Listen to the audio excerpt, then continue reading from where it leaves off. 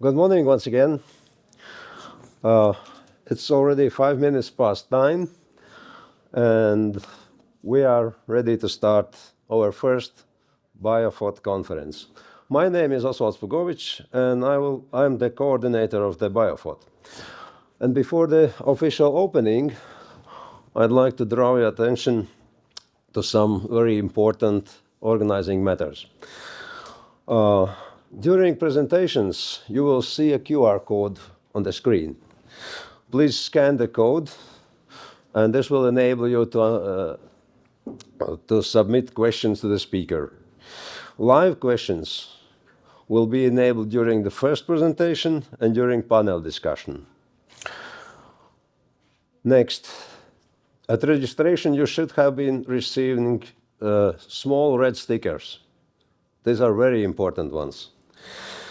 And these will be important during the poster session, which will be open at about 11. You are welcome to visit all posters. You are welcome to ask questions to the authors. And the poster which you like best, leave a sticker at this poster. The poster which will collect the most stickers will receive a Participant Sympathy Award. It will be an Amazon gift card of 150 euros. That's about organizing matters, and now I'm pleased to give the floor to the host, Professor Tālis Juhna, the rector of the Riga Technical University.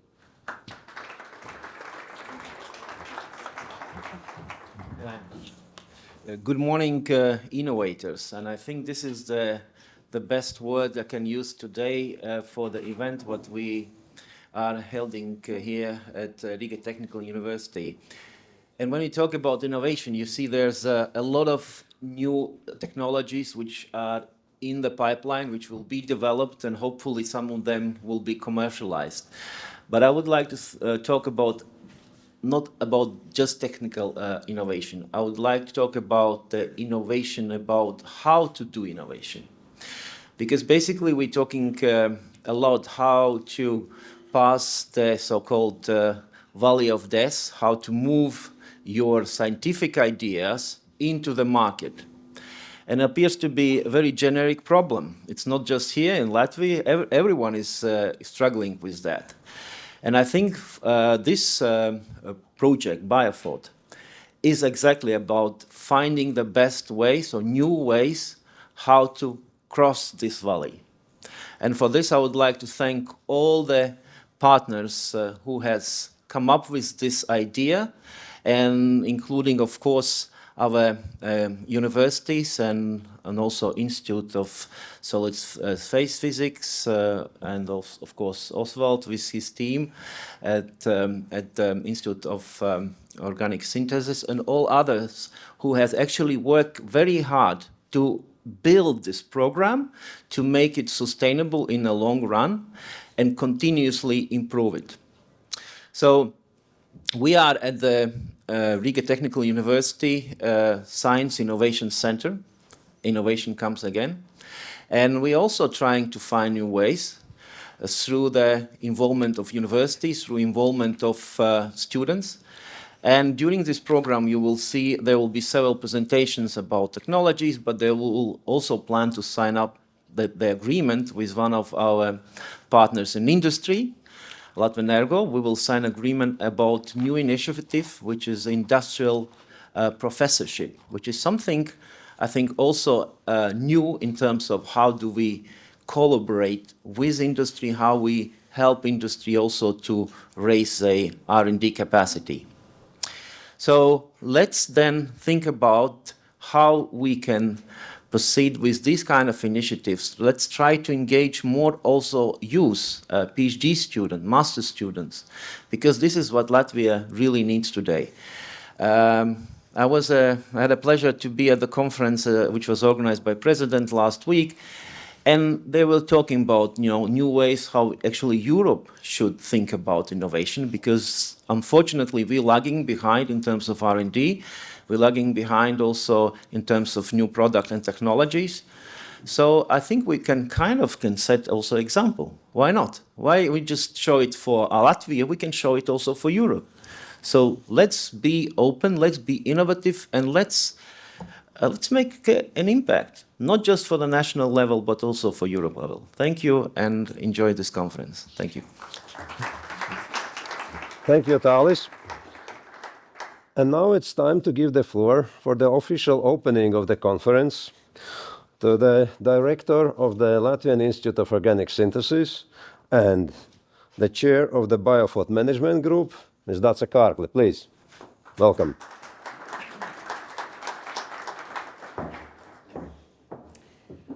Good morning, dear colleagues. It's a true pleasure and honor to welcome you at this BioPhoT annual conference. Currently, we have already 40 projects in our pipeline in implementation stage, and 99 still under evaluation. Of course, the expectations are very high that these projects will translate the publicly funded research results into the benefits for our national economy. However, since these projects have started just recently, it is too early, a bit too early, to count for those benefits. That is why, at this stage, I would like to highlight a few other very positive and already evident effects of the program.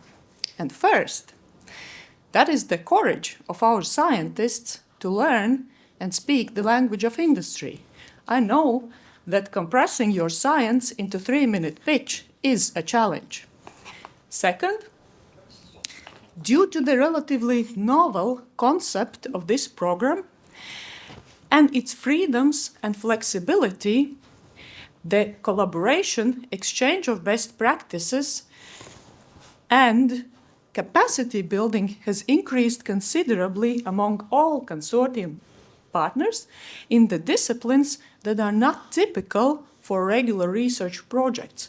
And those disciplines are intellectual property management, technology transfer, communication, and project administration.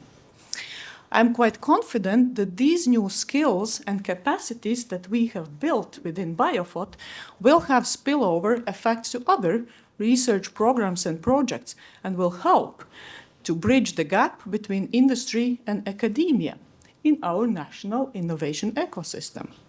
So at this point, I would like to really thank all our consortium partners for being active in BioPhoT. Actually, it's very easy to be the coordinator when you have such an excellent members on board. Also, I would like to thank the Ministry of Economics for your funding, constant support, and your willingness to sustain BioPhoT. And of course, to Latvian Scientific Council for your strong shoulder that we can rely on when we need to solve different administrative and technical matters. So thank you very much for being active in BioPhoT program, and I wish a very fruitful conference to all of you. Thank you.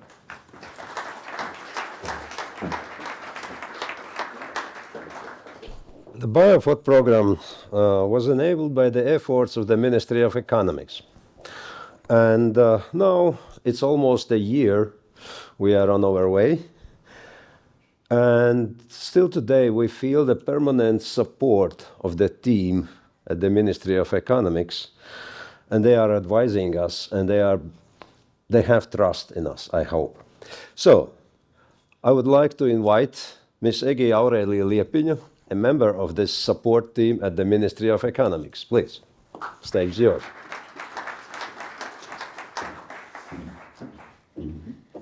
Hello everyone, dear conference participants and researchers, innovators. It's a real pleasure to be here with you all today at BioPhoT, the Latvian Innovation Launchpad conference. And this conference confirms how important close cooperation between science, business, and government institutions is. Only together we can create an environment where innovative ideas and research results are turned into practical, marketable solutions. The Ministry of Economics' long-term national research program, the Innovation Fund, was created with the aim of ensuring a continuous, result-oriented innovation development cycle, from scientific idea to commercialization. The program strengthens our country's ability to create internationally competitive technologies, especially in areas where Latvia has high potential, such as biomedicine, photonics, smart and biological materials, and other smart specialization sectors.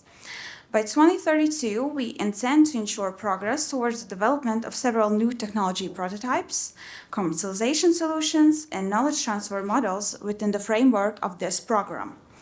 This is an investment that will bring significant changes in Latvia's economy, allowing us not only to follow global innovation trends, but also actively shape them and participate in creation of high added value technologies and solutions. Today's conference is an excellent platform for sharing the latest research and the stages where we stand in this program today. It is important to us that innovation support instruments meet real needs, and that is why we highly value the dialogue between the parties involved to create a shared vision of how to build an effective, sustainable, and growth-oriented innovation ecosystem. The practical implementation of scientific results is a key precondition for competitiveness of Latvia's economy on a global scale. May the ideas and collaborations that emerge here today become the foundation for a strong, knowledge-driven, and future-oriented innovation landscape here in Latvia. Thank you, and I wish us all a successful, productive, and inspiring conference. Thank you. Thank you. Yeah, it's now time to start the work. The mission of BioPhoT is to facilitate industry-academia relationship. And this should be done not only by implementation of innovation projects. This also includes establishing of an environment where successful collaboration can flourish. And I see this emblematic that exactly today, during our first conference, an agreement on industrial professorship between Latvian Group and Riga Technical University will be signed on this stage. So I am very honored to ask on the stage the chairman of the management board, CEO of Latvian Group, Mārtiņš Čakste, and the rector of Riga Technical University, Professor Tālis Jukna, for signing of the agreement. Please, gentlemen.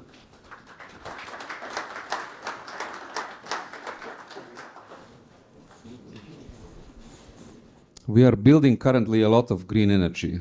Latvia has great potential to become net exporter, probably after some 5 years. But it's very important that we give as much added value to this green energy as possible. And hydrogen is one of the ways where we see the great potential. Not only hydrogen, it needs a lot of innovation currently how to get the hydrogen the cheapest way. It needs also a lot of innovation how to use the hydrogen later, transport, store, make different kind of derivatives. Already now in Liepāja there are some projects of looking into the eSAF, which is the aviation fuel, and many other initiatives. So we see this is a great potential how to put into use our green energy, what we will produce, into more added value products and into the better economy for the whole Latvian society. So I think this is a first step into the towards making this a lot of scientists who can help us to reach these targets, because everybody knows that only the educated persons can reach these targets, and there are still a lot of to innovate and to achieve. Thank you. On our behalf, I would like to thank Latvian for this, I think, very brave move, because in fact, to come to this point, it took about 1 year, because it is something completely new how the academia work with industry.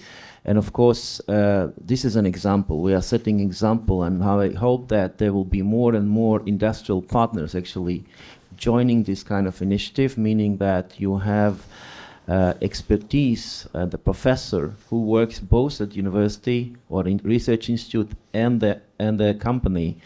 And I think this example shows that industry really, like Latvian and all hopefully other large industrial players, they need more of R&D capacity on the ground. And this is a way forward. So I thank Latvian Ergo, and I hope this is the first step, but there will be more and more companies joining this initiative. Thank you. Let's sign agreement.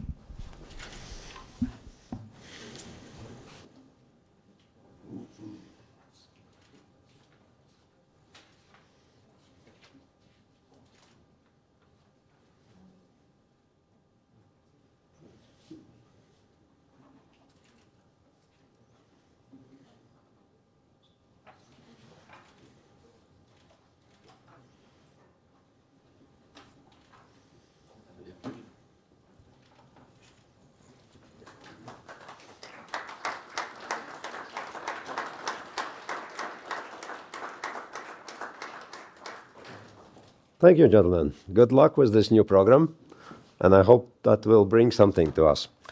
But now, as I've said, almost a year has passed since we started BioPhoT on January 29th this year. And for that, I would like to draw your attention to our first achievements and maybe even more to the lessons we've learned during the first year of BioPhoT implementation. First achievements and future plans. First of all, what is BioPhoT? BioPhoT is aimed to establish a long-term multidisciplinary research and innovation platform, implementing innovation projects in two smart specialization strategy areas: biomedicine, medical technologies and pharmacy, photonics, smart materials, technologies and engineering systems. And we have to deliver 35 new technologies by 2032. And 23 out of them should be at the TRL level 5 or 6. At least 4 technologies should enter commercialization phase by 2032. And we have to fund 65 research and innovation projects by 2026 and 195 projects by 2032. And you see, 35 technologies and 195 projects. So, BioPhoT understands that there will be projects which fail, but they will fail not because of not doing something, but they will fail because we have not foreseen everything. So we calculate in certain percentage of failures. Where is BioPhoT in the landscape of innovations? Professor Jukna already mentioned the Valley of Death. We have a fundamental and applied research program implemented by Latvian Council of Science. We have applied research grants funded by structural funds. And then we have plenty of instruments which are intended to help commercial sector doing their R&D. And BioPhoT is exactly in the middle of those two areas. And BioPhoT is intended to pick up ideas generated, for example, within a fundamental and applied research program. And BioPhoT is about to feed the instruments for commercial sector. BioPhoT, and this is very important, and this is for the first time in Latvia, BioPhoT is a long-term undertaking. The program should last until 2032. But we know that the funding is guaranteed currently by the end of 2026. And depending on our performance, depending on how successful we will be, decisions about extension will be made at the end of 2026, and decisions will be made at 2029. So we have to perform, we have to deliver, we have to show that we do what we promised to do. And as I've said, we have to feed in the support instrument for commercial sectors. And what's interesting for BioPhoT, BioPhoT is to my opinion, it's a de-risking instrument for R&D and commercial sector, because the Latvian government, the Latvian state, has taken over the risk to fund R&D activities. Commercial sector can evaluate the result and then decide whether to pick it up or not. Also, BioPhoT will create an environment for startups. And last not least, we pretend to create certain code of conduct of the science commercialization. Code of conduct means dialogues. Code of conduct means respect of necessities of commercial sector, respect of possibilities of academia, and I hope by the end of 2032 we'll know much more how to successfully collaborate between those two communities. BioPhoT is the first program in Latvia having so-called contingency fund. Has never been tested in Latvia.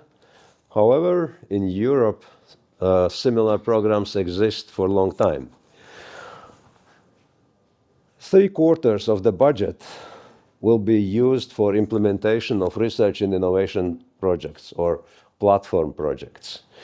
This will also include IP protection activities, of course, dissemination of results, overheads. That's about this contingency fund. What does it mean, research and innovation project? It's a short-term project lasting up to 12 months or even less, and each project may implement activities up to 200,000 euros. Cost eligibility end is November 2026. But we have more than 4 million euros for platform activities. And this includes, of course, management, but this includes also facilitation of technology transfer. This includes intellectual property management. This includes also selection of the R&I projects, because the selection is done by the platform itself. So that's the new about BioPhoT. How do we select the R&I projects? It's a bottom-up initiative. Project teams come up with a proposal, then it is optimized, and we have a team of mentors helping researchers, helping academia to shape the idea so that it is convincing for commercial sector. And once it's ready, we submit it to the pitch presentation for the industry experts panel. If the industry experts panel say that it's okay, then we evaluate scientific part of the project. Because we are at a very early stage of innovations, we start at TRL2, and there could be many scientific issues prohibiting the implementation of the project. That is why we need this scientific evaluation. And only projects which have received support both from industry experts panel and from scientific evaluation will be implemented. And that's how we select projects for implementation. Where we are now. The first call of proposals is already gone. We have 40 R&I projects, and you will see during the poster presentation all the topics, and you will have the opportunity to talk to the project authors. But we have also announced the second call of proposals, and we received 99 applications which are under evaluation right now. And next year, we'll announce the third call.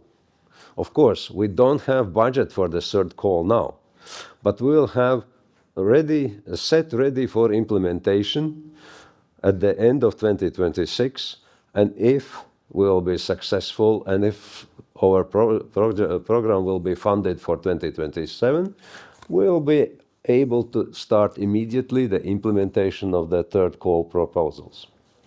That's where we are now. Results of the first call proposals. We received 124 R&I applications. Out of these 124, 79 applications qualified for scientific evaluation. And then we had a project rank, and we supported 40 R&I projects. At the beginning, we planned 6 million euro for project implementation, but when the platform project management group saw the results and saw the scoring, we decided to allocate 8 million euros for implementation of these projects, because the score difference between the top scorer and the last funded application was only 4 points. It's very tough competition. And BioPhoT includes 9 consortium partners. But already during the first call, we had 2 applications submitted by research organization outside BioPhoT. BioPhoT is an open platform, so every research organization in Latvia may participate. And we are happy to receive already 2 applications from outside BioPhoT. About the breakdown by topics, you see it's very homogeneous. Medtech, biotech, digital health, photonics, environmental sustainability, the figures are very, very similar. But we had some lessons to learn.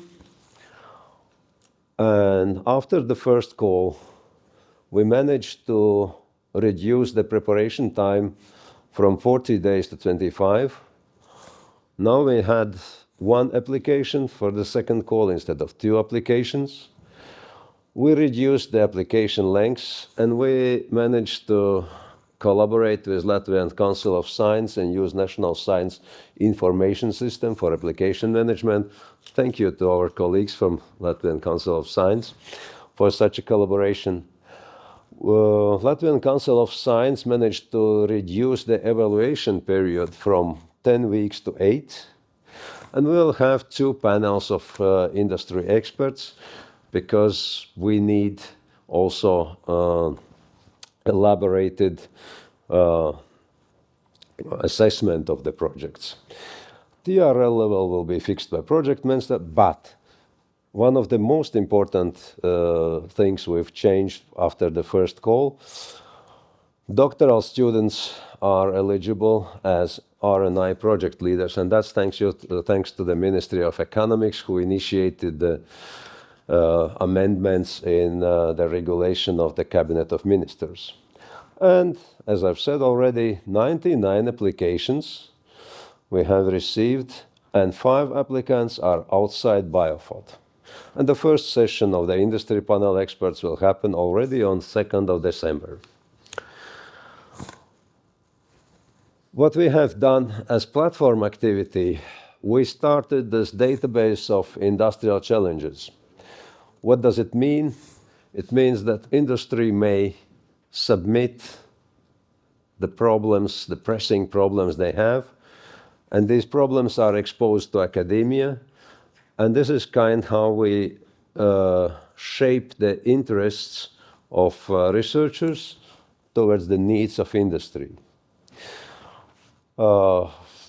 Challenges may be submitted online, then these are disseminated within academia, and preliminary solutions may be submitted by research teams. And then our mentors come into play and make matchmaking events between industry and research teams.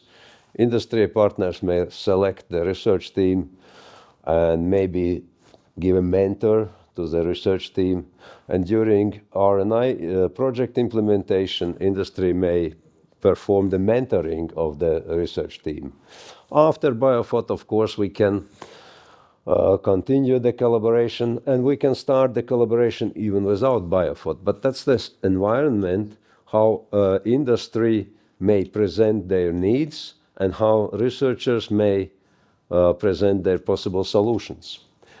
Currently, we have 18 published challenges, But as Professor Juchna said, we have to go international, and we are collaborating with EU Innovate Together initiative to access international CRO markets and to make international marketing of our research results. One of our partners is Cellbox Labs, contributing several challenges. Big pharma companies like GSK, very big local companies like Latvia's Mobilēs Telephones, ABB. These are the partners who already submitted their challenges into our database of industrial challenges. What's next? We are thinking about secondments of researchers to industry. What does it mean? It means that we should find a way how a researcher may visit a company of interest, spend several days there to learn about their everyday activities, to learn about their needs, and to learn about the criteria how a company is selecting the R&D ideas.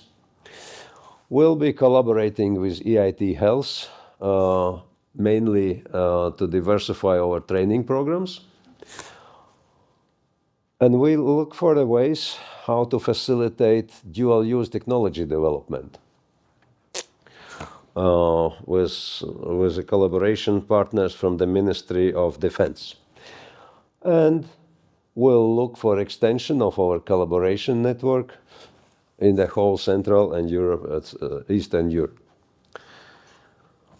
At the end of the day, BioPhoT already now has proven itself as a tool for innovation development. And the analysis of the first call results have shown very high startup readiness, which means we should think about continuity of the development, and we should think about program extension after 2026. The competition level between the first and second call has already been raised. We have now 99 applications, and we have funding for 25 projects.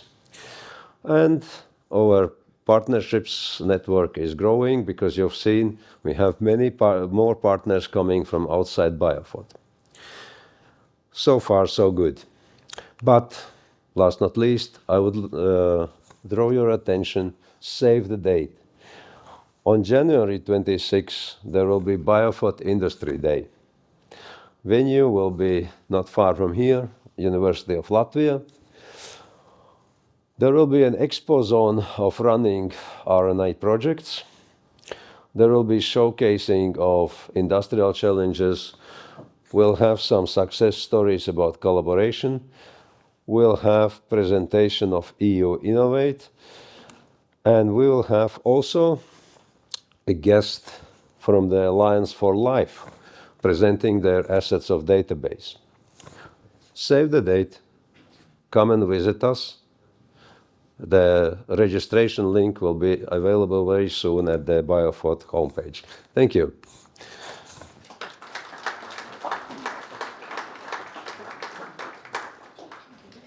If there are one or two questions, we can ask them now. If not, I would like to move on to our keynote presentations. And the first keynote speaker will be Dr. Scott Dux. But before Scott starts his presentation, a little intro. Drug discovery is often considered as a playground for big pharma companies with huge R&D projects. But there is a research showing that small biotechs, startups, are now even winning more drug approvals than their big pharma counterparts. How it happens? How can others replicate the success of these biotechs? That is something what Scott will try to explain us today. About the speaker, Scott earned his degrees in chemistry from the University of Michigan. He is inventor of about 100 patents and an author about 100 publications. And apart from these academic achievements, Scott has more than 25 years of experience leading R&D at large pharma houses, biotechs, and he now runs his own company, DRX Pharma Consulting. But Scott will share his experience at Cersei Therapeutics, where he was chief scientific officer for more than 4 years. And during this time, they managed to develop new generation of non-opioid drugs to treat acute post-surgical pain. And today's topic will be innovation driving a build-to-buy strategy in biotech. Cersei Therapeutics successful exit. Scott, the stage is yours. Great.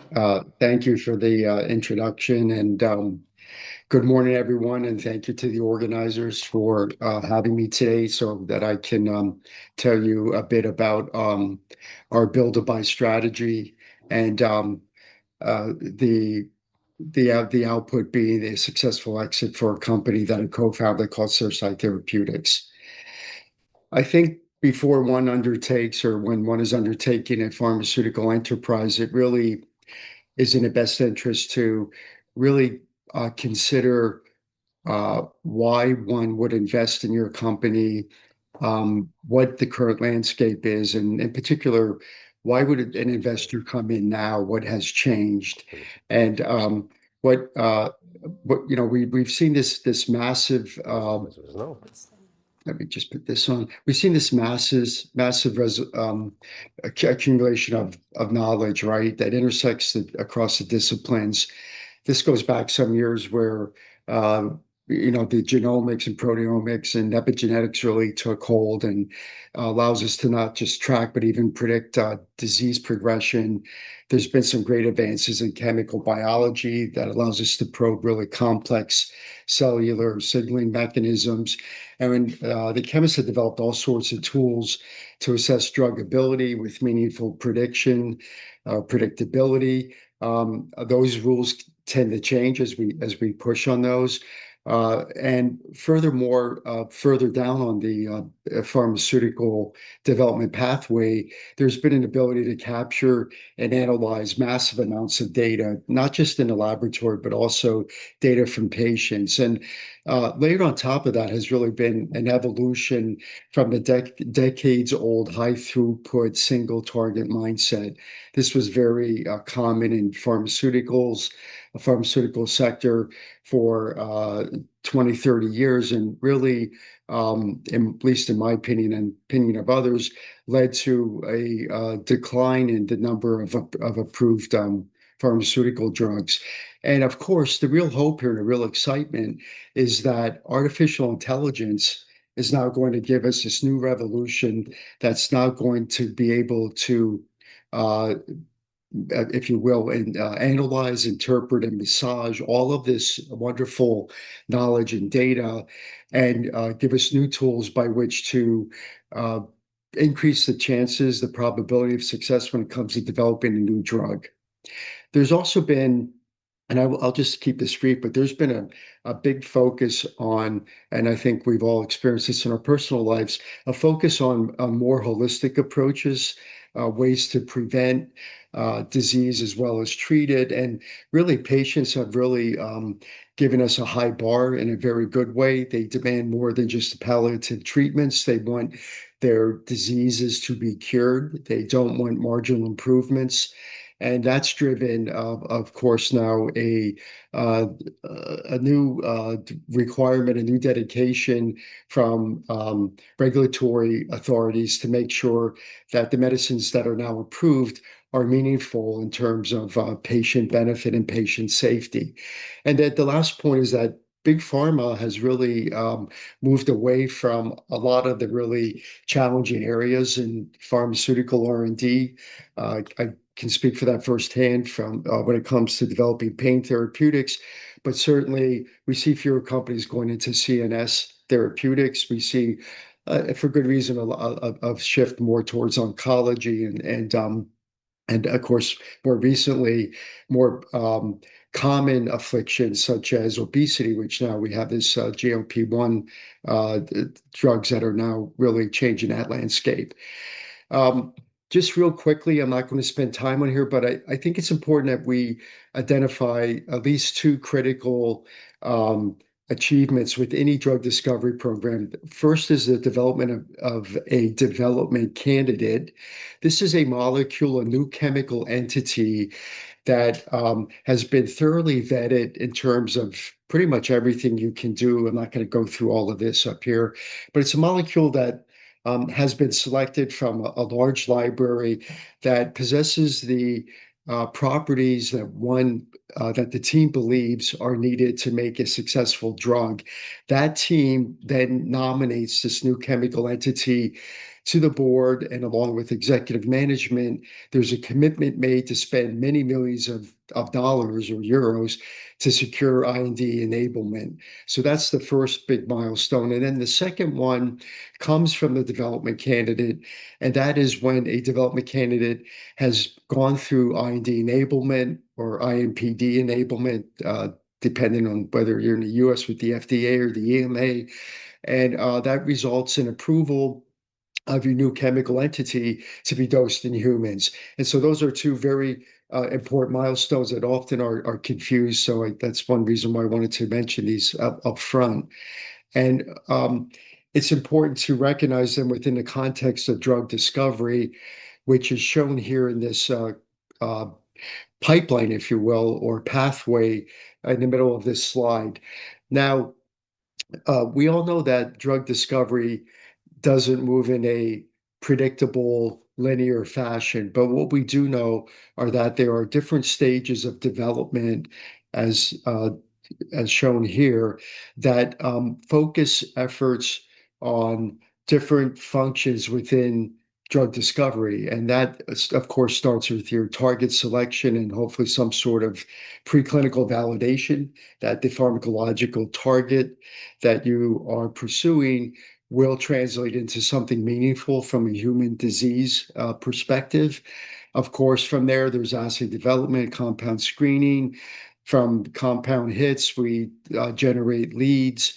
We start to look at things like in vitro efficacy, selectivity. We make sure we have a really robust intellectual property position. And from there, develop leads that show in vivo efficacy and as well as pharmacokinetic and ADME properties that tell us that we have an opportunity to have a small molecule or a biologic that's going to be efficacious in humans. It's going to be safe. It can be dosed. It's going to give exposures that are going to allow it to have an impact on a human disease. Now, I tell you all this because on the left-hand side of this pathway are really everything that the scientists get really excited about. And I'm a scientist, and this is really what, is I think that something we all take pride in, something that we rally together as a team as we start to hit these different milestones. However, what really drives an investor and what drives the interest from a potential partner is the latter stage of this development pipeline. And that's everything from your development candidate, the way you do IND enablement, to your clinical candidates and how they behave in their first in human studies.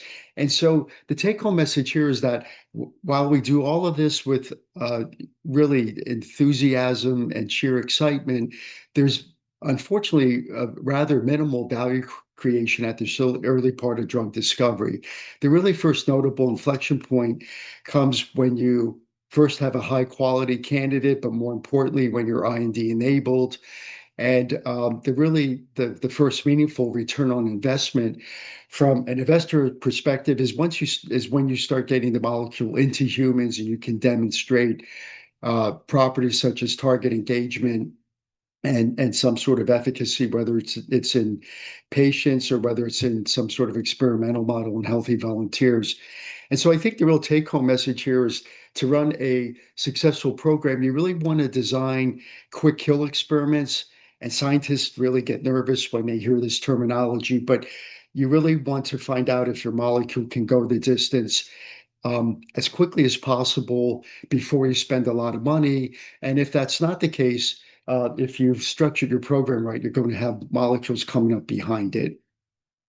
So at Cerci, we had an opportunity to bring in some science from Gallium Pharmaceuticals, where I was chief technology officer, and develop a non-opioid platform to alleviate pain. And our mantra, and this was, realize this was actually work that was done even before the opioid crisis was well established here in the U.S. But our mantra was that opioids have a place in medicine, and they do, but they don't have a place in your medicine cabinet at home. And the reason for that is obviously the propensity for people to abuse opioids, as well as their adverse side effects. And so our mission became to develop non-opioid medicines for patients in pain, and also to impact the ongoing opioid crisis, which continues to get more and more horrendous, not just in the U.S. but around the world. And we had the opportunity to develop these analgesics to treat two very severe types of pain from the start. This was based on preclinical data. We had the ability to demonstrate activity of our lead molecule against post-surgical pain, and then very importantly, chronic diabetic neuropathy. And I'll show you some data real quickly here. We had a very extensive preclinical package that allowed us to understand that this was really something unique. Unlike other pain therapeutics that you're all familiar with, opioids interact with the G protein coupled receptor. A lot of other analgesics block ion channels. Some are enzyme inhibitors like the COX-2 class of molecules. And our modality was a different one. It was one that I'll show you here in the next slide that was actually interrupting a pathway. So more so than an impact on one specific target. And for that reason, we ranked our opportunity here very high on the value scale. This is a scale that I've actually developed for my consulting clients. And I won't belabor it, but it served us very well. There was a time in pharma where if you were first in class for a pharmacological target therapeutic or best in class, that was an exciting program. And in fact, you could even have what we call the differentiated follow-on molecule. You could have a molecule that was different than your competitor's molecule, but not too far behind. And that would drive some investment and excitement. That has changed a lot over the last decade or two because of the factors I mentioned. People now want their disease to be intercepted or actually cured. They want quality of life improvement, or at the very least, they want some modification of their disease. And our therapeutic strategy at Cerci Therapeutics fit into this upper end of this value scale, which drove a lot of interest from investors. So let me tell you just real quickly how our drugs and our platform works. When there's an injury to tissue, such as an incision made during surgery, or it could be by way of a disease like diabetes, there are reactive species such as peroxynitrite and hydrogen peroxide that are generated extracellularly as well as intracellularly. And these have been shown to hyperexcite ion channels that sense pain or that cause pain. And two in particular are TRPA1 and NaV1.8. The NaV1.8 channel is the target of the Vertex sutragine, the new non-opioid therapeutic that's been approved and is now being used with very minimal, in my opinion, very minimal results to date. And so we had an opportunity to disrupt the activation of these two ion channels that are well known to cause pain. We connected a lot of dots. This was built on a lot of work done by a lot of other very smart researchers that we were able to make use of in advancing our program. Our molecules catalytically decompose hydrogen peroxide or peroxynitrite. Therefore, you do not get the sensation of pain. But very importantly, because we're not an ion channel blocker, we're not blocking the function of these ion channels. We are working upstream to prevent hyperexcitation of the ion channels. That therefore means that the ion channels are free to go about and provide their normal function. And so our modality, our therapeutics avoid side effects associated with direct blockers, such as loss of sensation or cardiovascular complications. This was a very exciting and innovative prospect. And we had a really robust preclinical package. And I'm just going to show you two snapshots here. The take-home message is, we take a bunch of animals that are shown by these different colored bars here in the lower left, and we baseline an animal. So we put a filament or a thermal, a beam of warm light on the pad of the paw of the animal, and we measure how quickly it takes the animal to withdraw its paw. That's what we call the baseline values. We then subject the animal to, it could be an incision, such as incision on the paw, so something that would be similar to what a human being would undergo, undergoing surgery, or we can subject them to a nerve injury model or diabetes. And what we see are those animals decrease their thresholds. That is, they lift their paw, they experience what we interpret a behavior associated with pain or discomfort at a much lower stimulus. That tells us we're hyperexcited. We then put our therapeutic on board and we show that we've reversed this hyperexcitability or sensitivity, if you will. And we compare it to things like morphine. And here, morphine works very well. Look at this big red bar. You're actually above baseline values. But what was very interesting was that our molecule 044, CT044, was able to not only compete with morphine after a single dose on day one, but on the second day of the study, the animals are still sensitive because of the incision on their paw. And look what happens on day two. Before we dose the animals, they are already not experiencing pain from the first dose of CT044. And of course, that's not the case with morphine. We have this long-lasting effect from a single dose of CT044. And furthermore, we do not take baseline levels past threshold levels past baseline. So the animals are able to have normal sensation on their paw. They're able to go about their normal activities.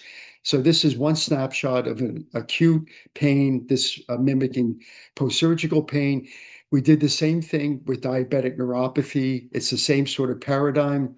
We don't incise the paw of the animal, but rather we give them a toxin that causes them to become diabetic. And sure enough, the animals develop a hypersensitivity, and our molecule shown in gold here reverses that hypersensitivity. And in fact, we do so even more robustly than gabapentin, which is shown in the green bar. And we have the same data with Cymbalta. So our molecule is beating the best of the two marketed drugs for painful diabetic neuropathy in the US, multi-billion-dollar drugs. Again, this drove a lot of excitement from the investors. And we did a really nice job of really looking at our molecule and our platform when it comes to the adverse events that we all associate with the well-known classes of pain therapeutics. I won't go through all of this, but we know that opioids cause addiction, respiratory depression, constipation, nausea, and vomiting. You can go through the list, your COX-2 cause cardiac liabilities, GI ulceration, even things like acetaminophen, of course, cause liver toxicity. We had the ability to put our molecule into preclinical models of pretty much all of these side effects and show that our molecule CT044 did not cause any of these adverse effects. Furthermore, the molecule did not get in the brain, so there was really not the opportunity for it to, for example, cause addiction. So this became a strong driving force for our company, for our platform, because we were able to go out and show this really very unique safety profile. And this is probably a really good time for me to say two things. One is that the, the FDA, the Food and Drug Administration in the US, their mandate is really twofold, and it's maybe not what you think. They really don't care a lot about mechanism of action, but they're focused on patient benefit and patient safety. These types of study speak hugely to patient safety. The previous slides that I showed to you gave just a small snapshot of animal data that we believe will translate to efficacy in humans. We then were able to go into humans, and the take-home message here is that we went in at very high doses because of our safety profile, because of how safe CT044, now termed Dax, what was given to human volunteers, all up to a 2-gram dose, and which was well tolerated. We were able to calculate the projected efficacious exposures needed in a human being. So this is how much drug we think we need on board to alleviate pain based on the preclinical data I showed you. And look at our second dose, we're already starting to achieve concentrations that are greater than the projected efficacious dose, whether we look at maximum concentrations or whether we look at area under the curve. And furthermore, look at these are individual subjects. Look how tight the data is across the dose levels, and you can draw a straight line, which is pretty remarkable across these dose levels. So this gave us a very good indication that we can estimate very precisely the exposure any given subject will experience by taking a dose of our drug, and that we will be able to achieve exposures that are greater than that are expected to cause or to produce efficacy against pain. We back this up with other analogs, looking at other types of pain, and actually I had some really nice work in the migraine area that is getting a lot of traction when we sold the company. And I just want to make a very important point here. All of this work, all of these wonderful molecules were made at the Latvian Institute of Organic Synthesis. So I had my chemistry at Gallium Pharmaceuticals done at Laos there in beautiful Riga, as well as the work that was then done at Cersei Therapeutics. So just a big thank you to everyone there for giving us these wonderful molecules that had these incredible properties. Once you generate that sort of data, it's pretty easy to get some nice press. We had received funding from family offices down in the Dallas and down in Texas, particularly in the Dallas area. That allowed us to get some press down there, including a really nice live footage on a news show. And we had the opportunity to talk about our science at different pain management professional meetings. This all came together and resulted in Cersei Therapeutics being acquired by Acadia, August 24th, 2020. I remember that day right after my anniversary date and the birth dates of my children. It was a really nice story for us, a nice exit. And although I gave a really quick snapshot, I'd be happy to answer any questions. I hope I was able to convey the importance of having some innovative strategy and therapeutics to drive interest from investors, resulting in a successful exit. Thank you for your time.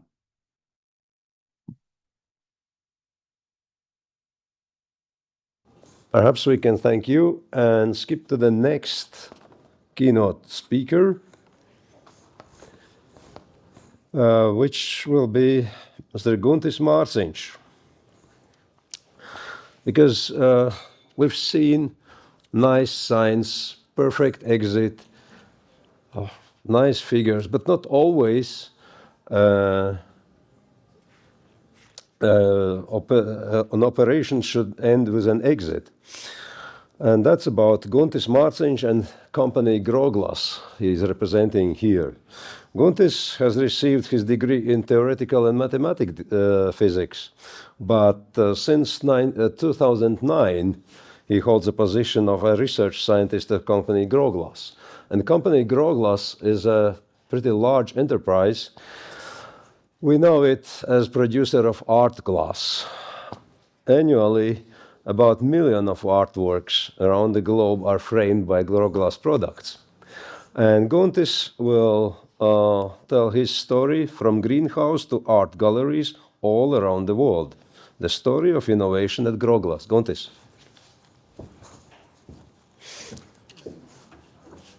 Hello, everybody. Oh.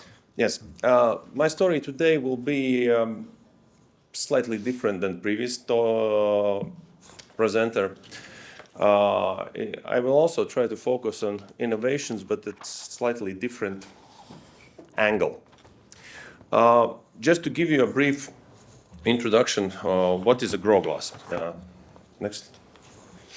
So, to some extent, indeed, Groglas traces origins of Groglas can be traced back to the 1962, when here in Riga, Soviet government needed to establish a company that would build machines for coating different military applications, lenses and things like that. It was called Sidrabe, and this company exists up to this day, and they basically worked for the Soviet government. Then year 2000 and then year 1991 happened, Soviet Union fell, this enterprise ended up in a whole new market, and they really didn't know how to survive. They struggled along, and then I believe in the year 1994, this entity was approached by American investment fund to give them some money to help them focus on surviving in open market situation. So, long story short, a couple of years later, our founder and CEO, Sasha Kelberg, was assigned to this Sidrabe, basically to go through their books to see how he could improve their operations as an analyst. And he realized that they make a lot of proposals for various vacuum coaters, and they managed to sell some of these devices, but most of them just stay locked up in some drawer as a proposals, and nothing do not materialize in a final product. And our CEO approached the investors, said, "Hey guys, let's give our own company order, purchase a machine, and then we will make money on this machine." So win-win. Our own asset gets revenue, and we end up with something to work on and basically produce some added value. Okay, what do you want to do? Well, there was this proposal that from Dutch company that let's make a coater that will make anti-reflective glass for greenhouses. And the motivation is very simple.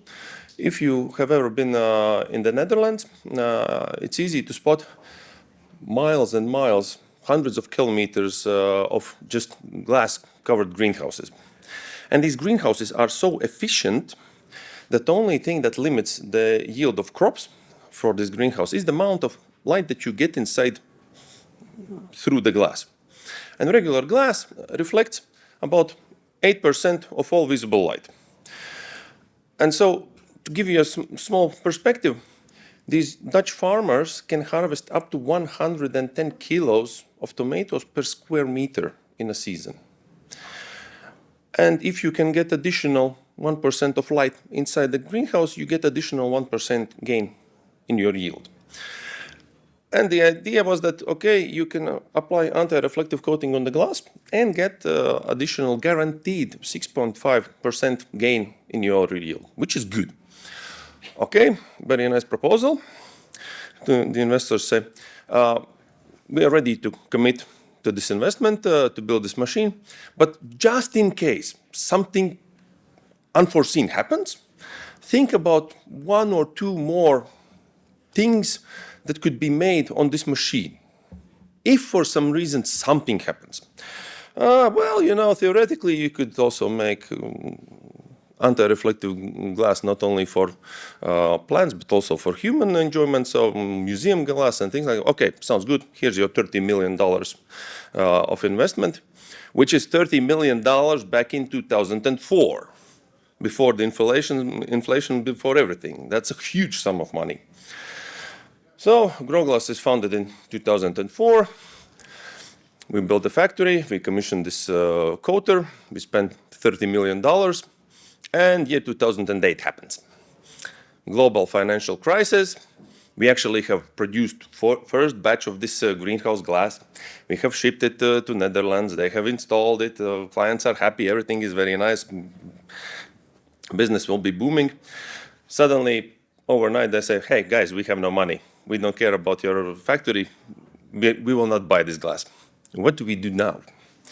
And here comes the story of a true ingenuity and flexibility that is essential for these large investment projects. For example, the previous author explained the situation where you basically find a good candidate, a molecule, you test it, you verify that it works, you do some clinical trials. They all are expensive, but you are not really committed to some huge sums of money as an investment.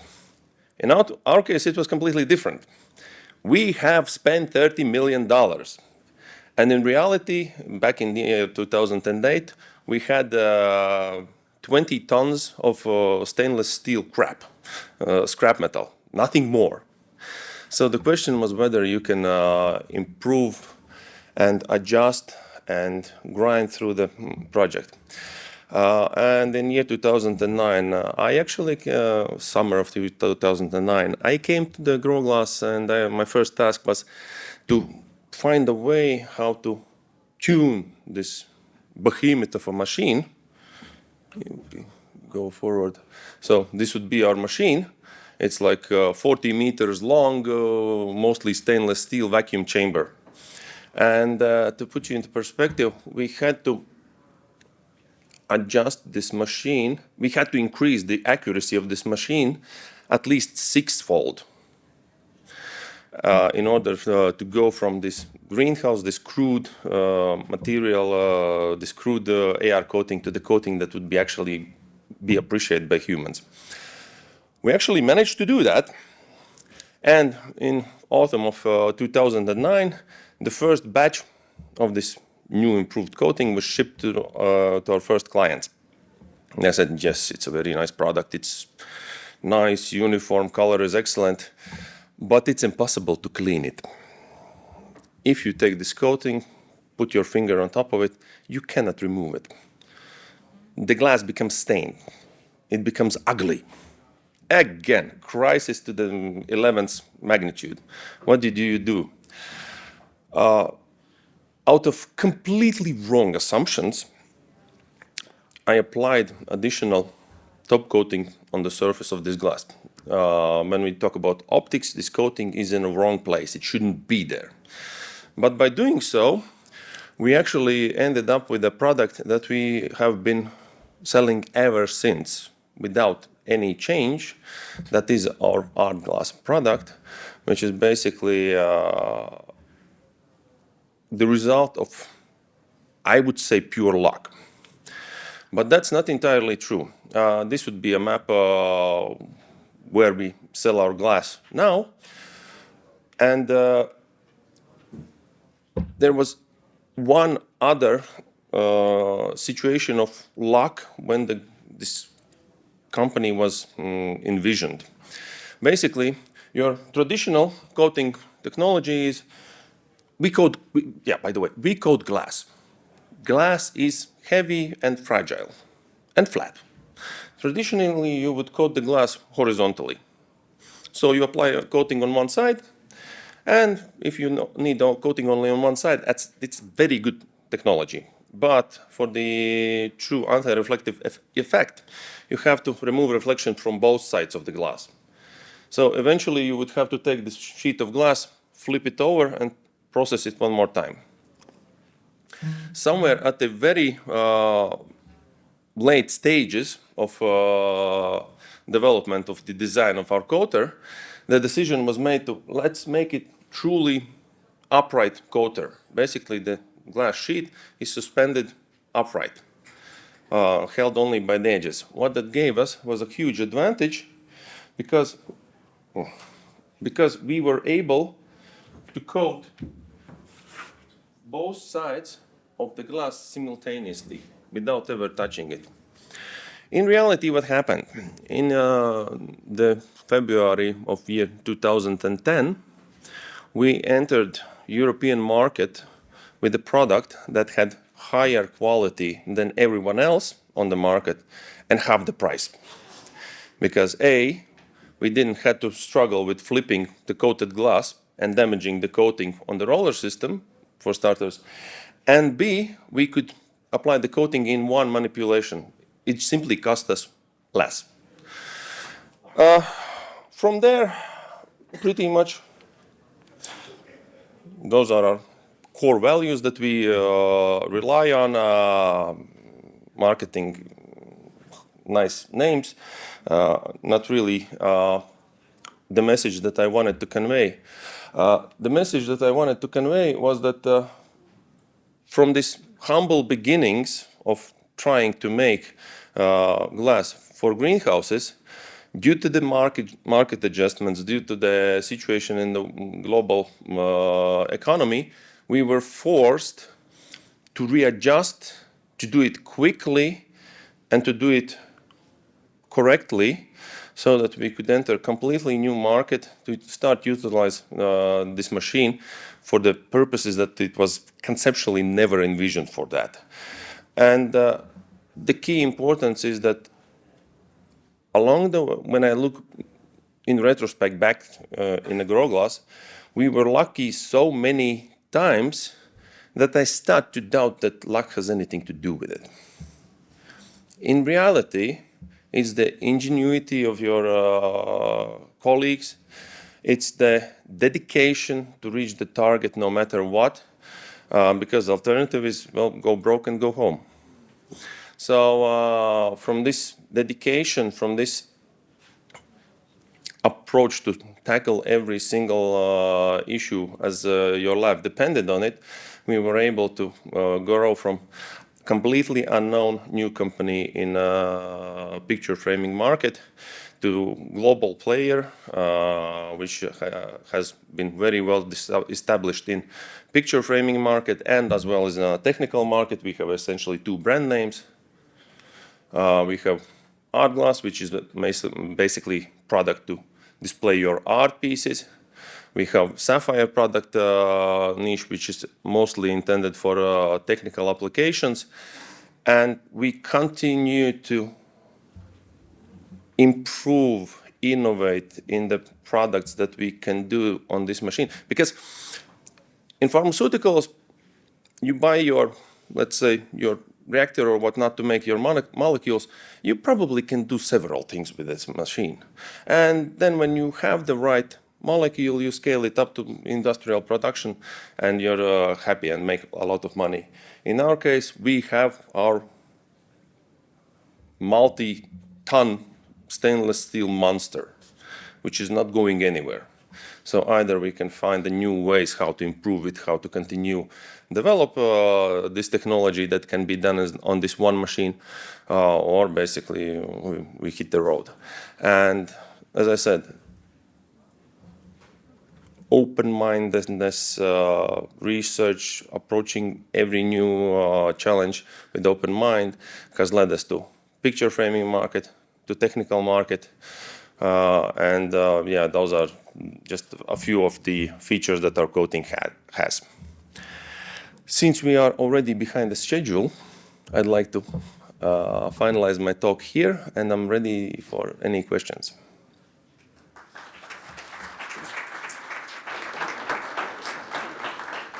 We don't have questions on Mentimeter, but perhaps we can have live questions.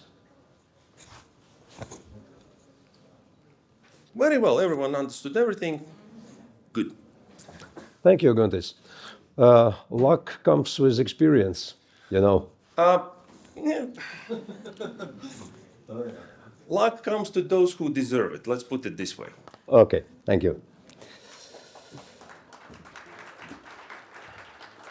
When we started BioPhoT, we were often asked, how does biomedicine fit together with photonics?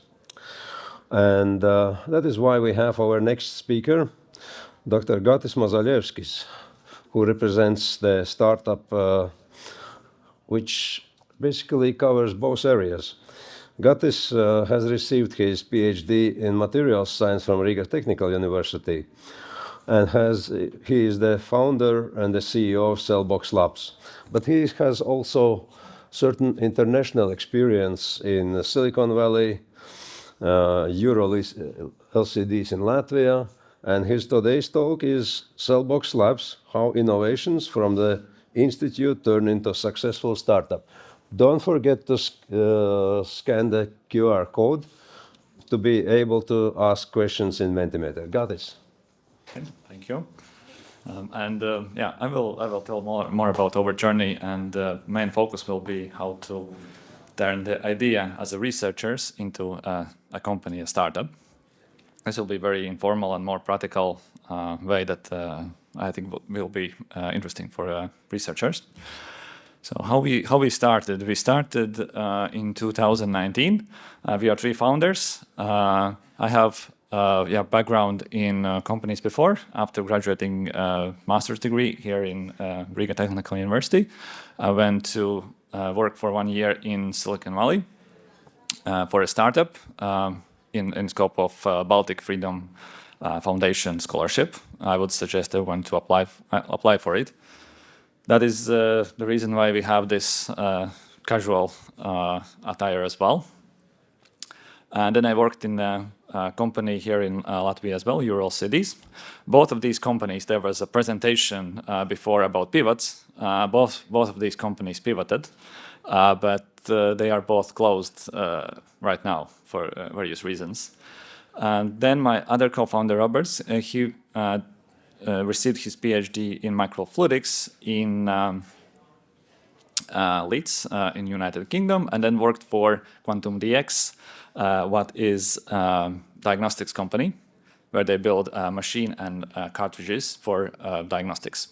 And then our third co-founder, Artur Salbols, he was a researcher without any previous background. So me and Roberts, we had we wanted also to build a startup, to make a company. And I think this background was one of the reasons why we got this way and starting a company. And Artur's was the reason where the problem came from.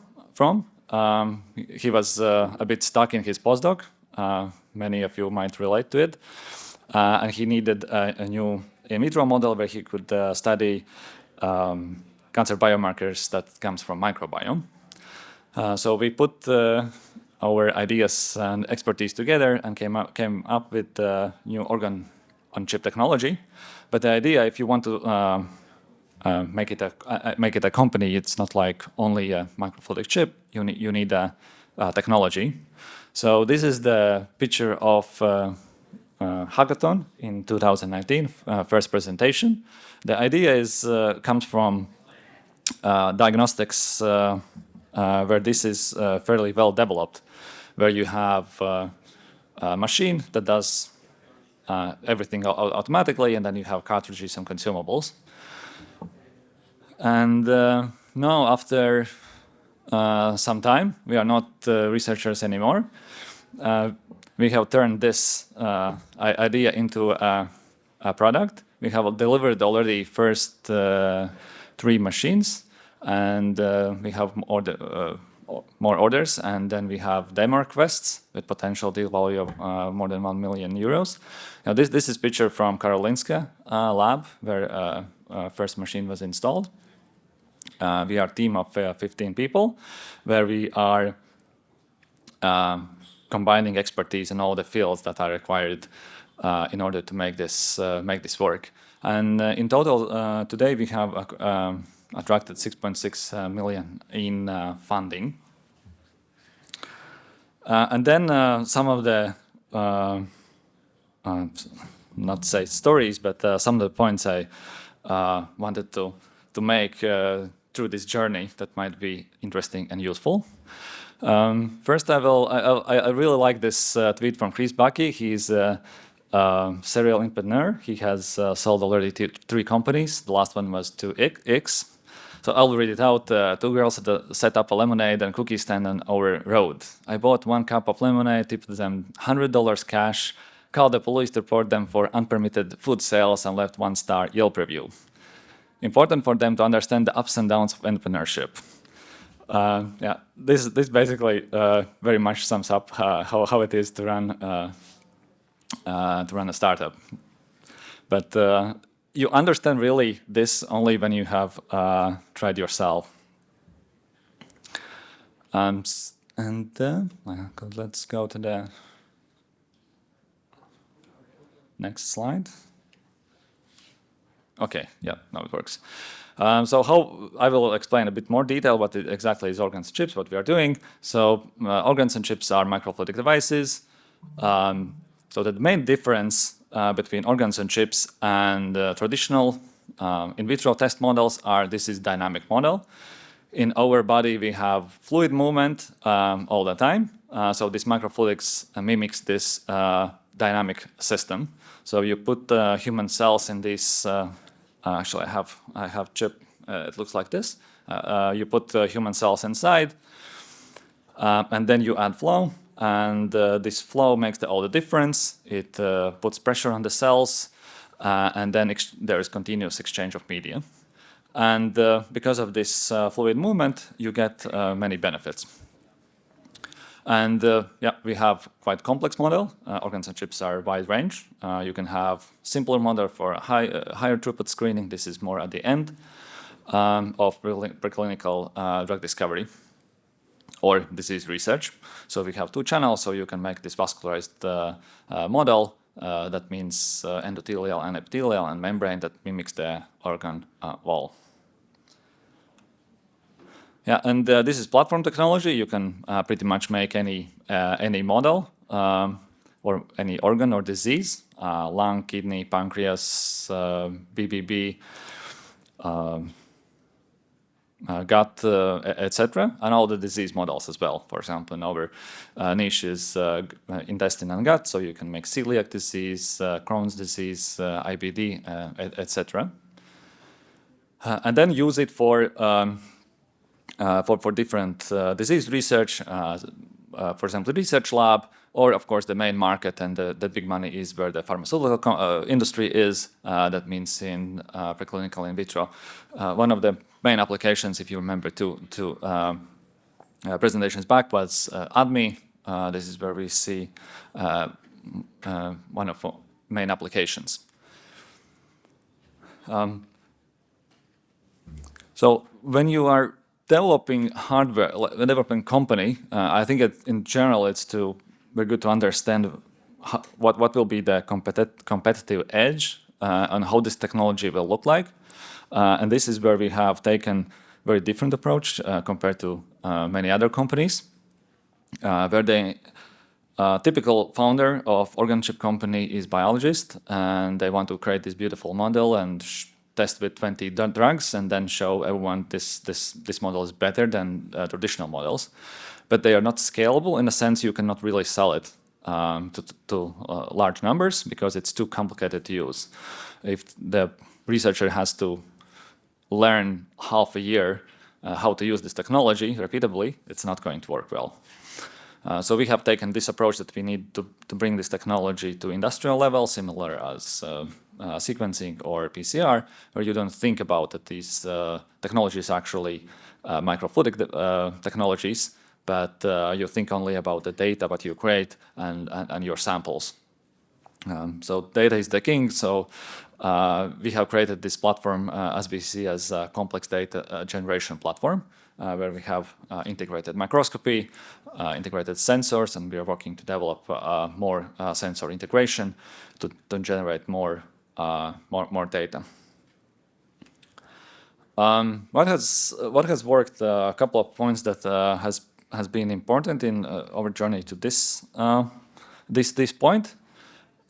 First of all, founders, we basically in the beginning we had to sign a founders agreement. Founders agreement is basically agreement where you lay out what will happen, or if you're not going to quit the company, what's going to happen, etc. Because we won one award. But before that, what we did, we had a meeting in the beginning and basically decided what we are going to do. We are going to stay in the science, and this will be some kind of spin-off or license, or we are going to move full-time. And then we decided very early stage that we are going to move full-time.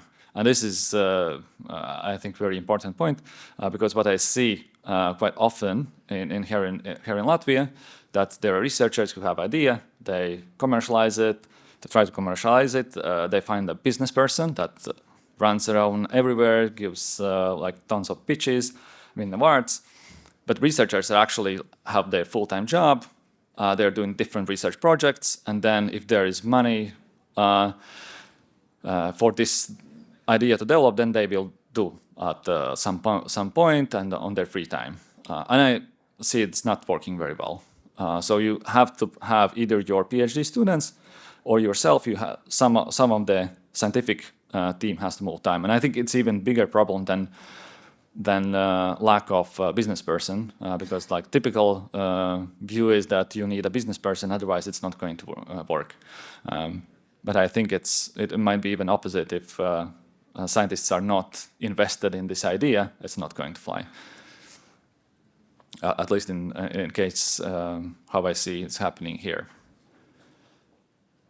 Next one is early feedback from industry.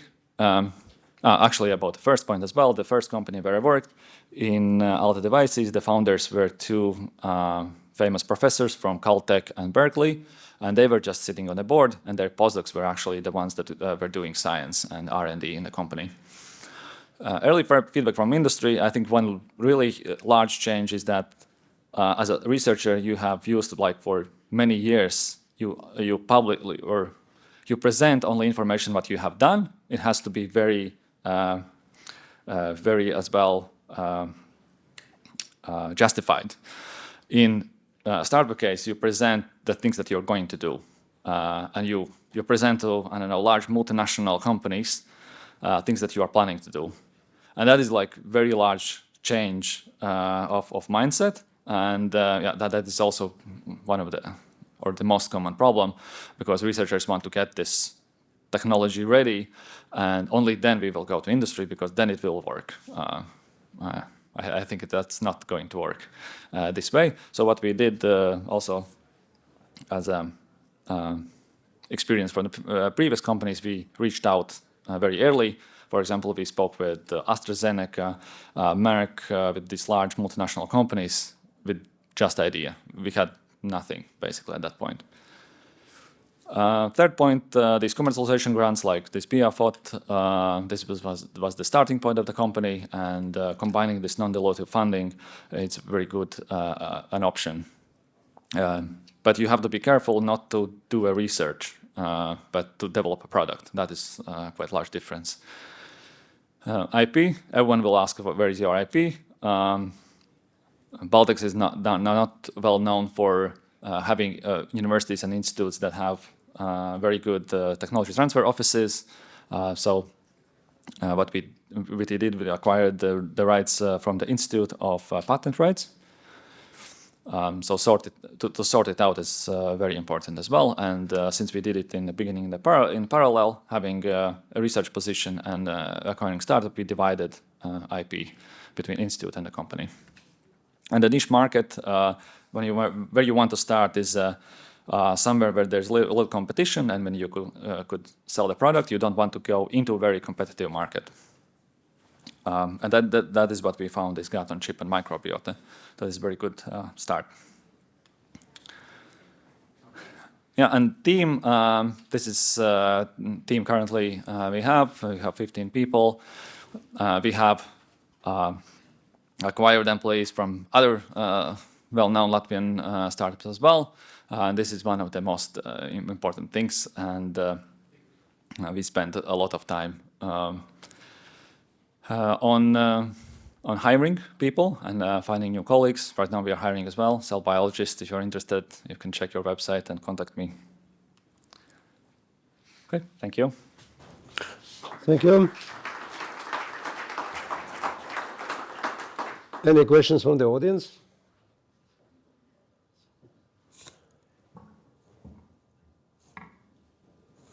Okay, Yeah. thank you. And our last presentation will be a different one. I think everyone pretends to know what is Central Statistics Bureau. But maybe we don't recognize this bureau as the largest data source of every country. And our next speaker, Mr. Raimons Lapiņš, is the Director General of the Central Statistics Bureau. And his topic will be Central Statistics Bureau, a source of valuable data, opportunities and Thank you. challenges. So, welcome. Yes, I think that it is exaggeration that everybody knows what is Central Statistics Bureau in any country. From my side, let's check at first. Yes, it's working. Fantastic. It's quite clear mission for our Statistics Bureau in Latvia, and it is data for Latvia's growth. But it's quite huge shift from traditional statistics office, which is providing GDP, some measures which is used sometimes in decision making, and in major cases these data are 2, 3, 4 year old, and it's very hard to take a decision. It's much easier to just justify what we have done. What it means. In Latvia case, we have more than 700 state information systems. Data is quite fragmented in silos. Citizens act as couriers of data between agencies. Solution, what is ongoing now, is changes in Latvian legislation. There's only 2 missing parts in Latvian legislation, and they both are related to obligation. First obligation, what comes in force is for statistics office to deliver data. If you want to take a decision, then the data have to be available, and there is one responsible now person, it is Statistics Bureau, so you can find somebody who to blame. Secondly, to get this data as soon as possible when there is a request, it's obligation to other institutions to give this data to Statistics Bureau.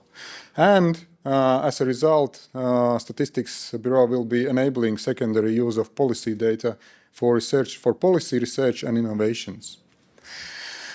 To measure this quite long journey forward, targets to check whether we are moving forward or not is 50% reduction of questions asked to businesses, 24 hours answer for data request.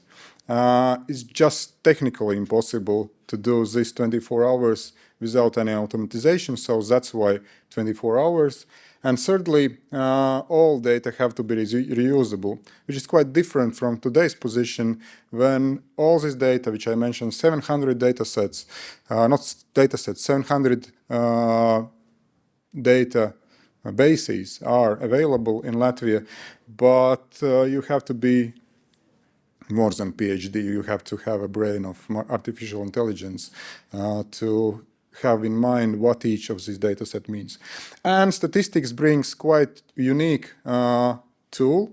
It is all our data quality is measured in quantitative measures. So we project all these quality assessments to the all data sets so you can be guaranteed that the data actually is clean and usable for your purposes.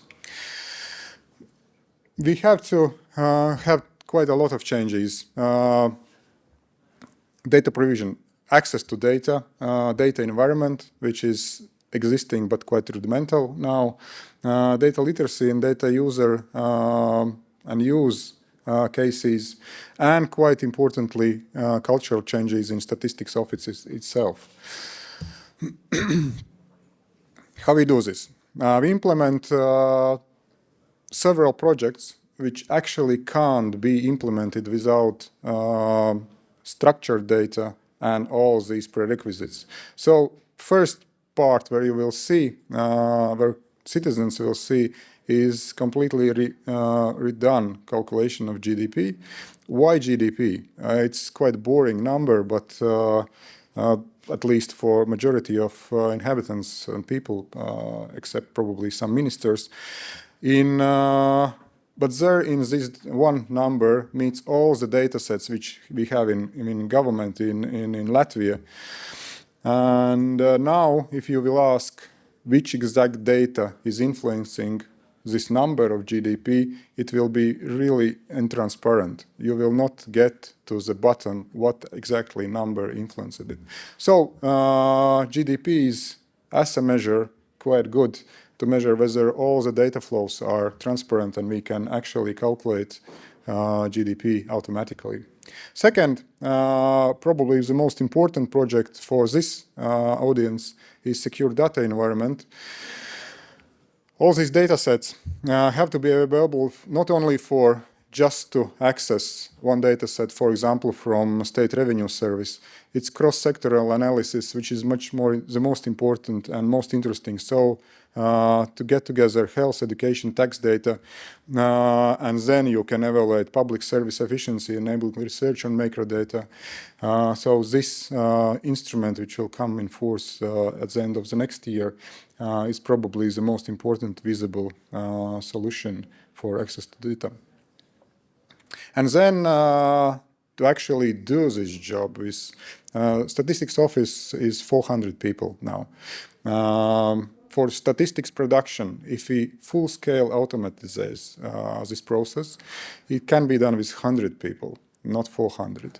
300 can be managed for data management or doing more productive things than just producing statistics. What opportunities we can create with this? Transparent and just national level data ecosystem, faster evidence-driven policy making, better environment for science and startups, and of course, lower burden for entrepreneurs. Challenge is still to address. This system is legacy system. All statistics is built on hundreds and hundreds of years of practice. So majority of this, what I'm talking about in statistics environment is probably talked somewhere not on public. This have to be done. So there is cultural changes in institutions, skills gaps. Data engineering is clearly not majority skills. And clearly third pillar is ensuring privacy. Even in these times, access to private data, health data is quite heavily regulated, and compliance with data regulation have to be delivered. From my side, firstly, what I wanted to add to this story is that firstly, BioPhoT, I pronounce it right, yes? Yes, is not just a research. It's a national investment project, which we expect investment return something around 80 to 140 million in next 5-7 years.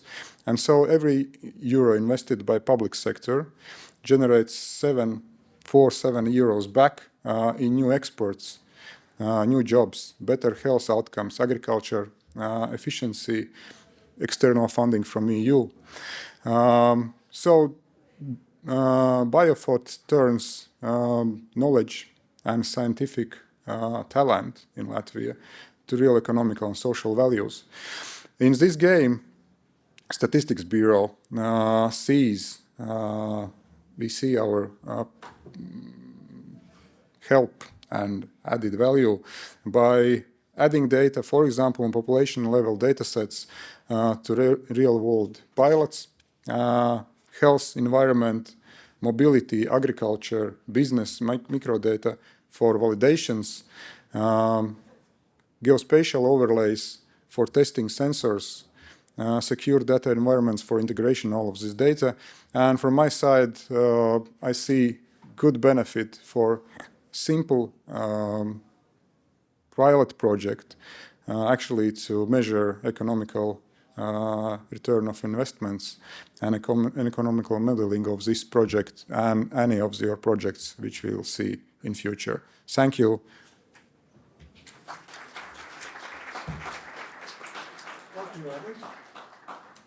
Thank you. Thank you. Okay. We are really behind the schedule, but still, it's time for well-deserved coffee break. Don't forget about these red stickers.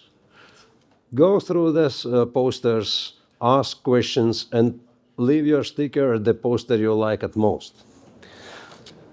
The most liked poster will receive Participants' Sympathy Award. We meet in half an hour. It's 15 minutes past 11.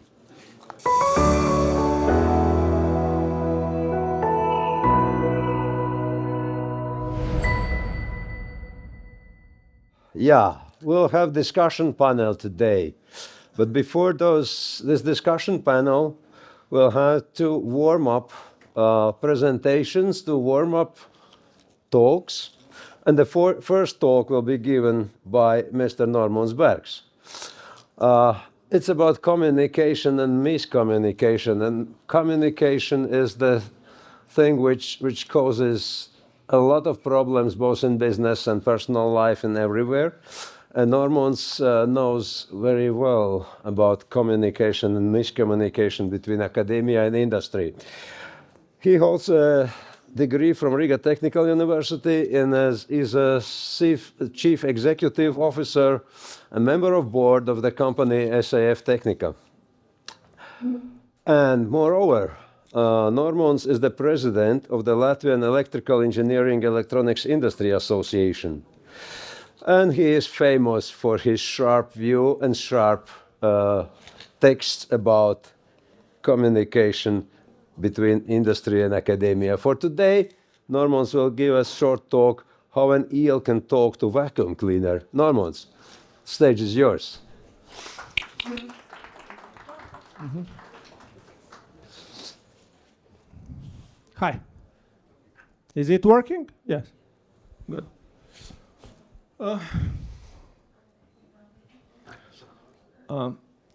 I was driving here in the morning and I was thinking about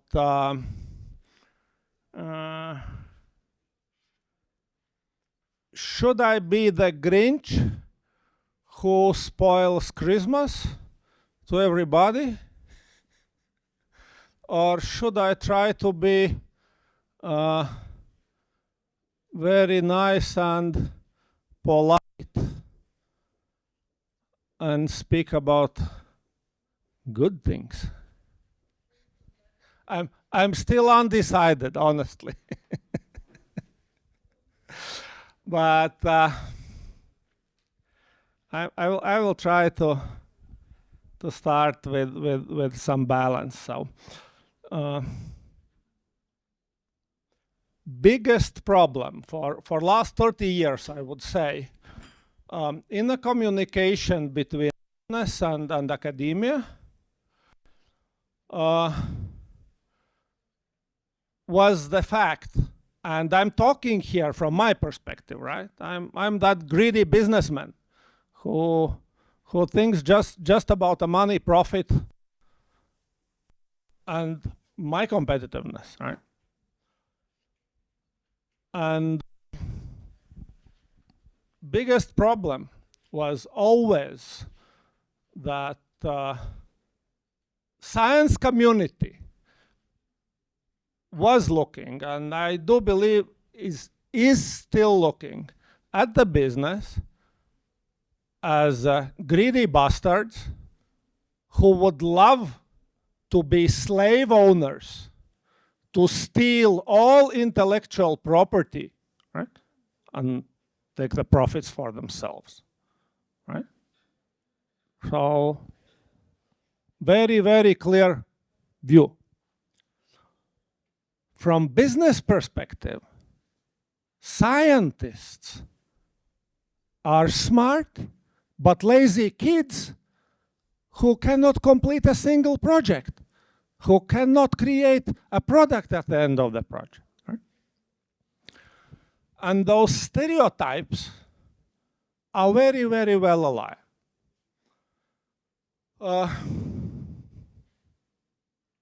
Why it is happening?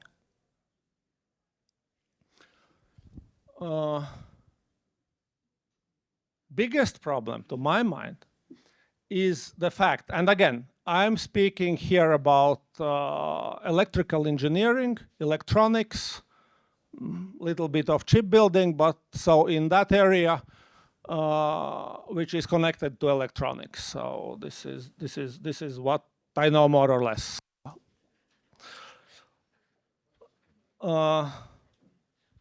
Biggest problem, why it is happening so, it's because you, and you know much better than I do, I believe, that there is no such a thing as a science as a whole, right? If you want to work in some industry, in some products, you have to spend the years building a competence about that industry, about those products. And historically, Latvian business and the science and the scientific community were living on altogether different planets.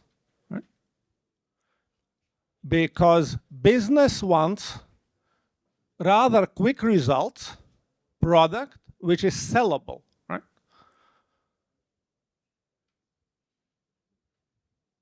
Science people, you were trained for 30 years that if you want to get a grant, you need what? Publication. You need paper, right? And this is the way how ministry or donors were judging you. Are you doing good or bad, right?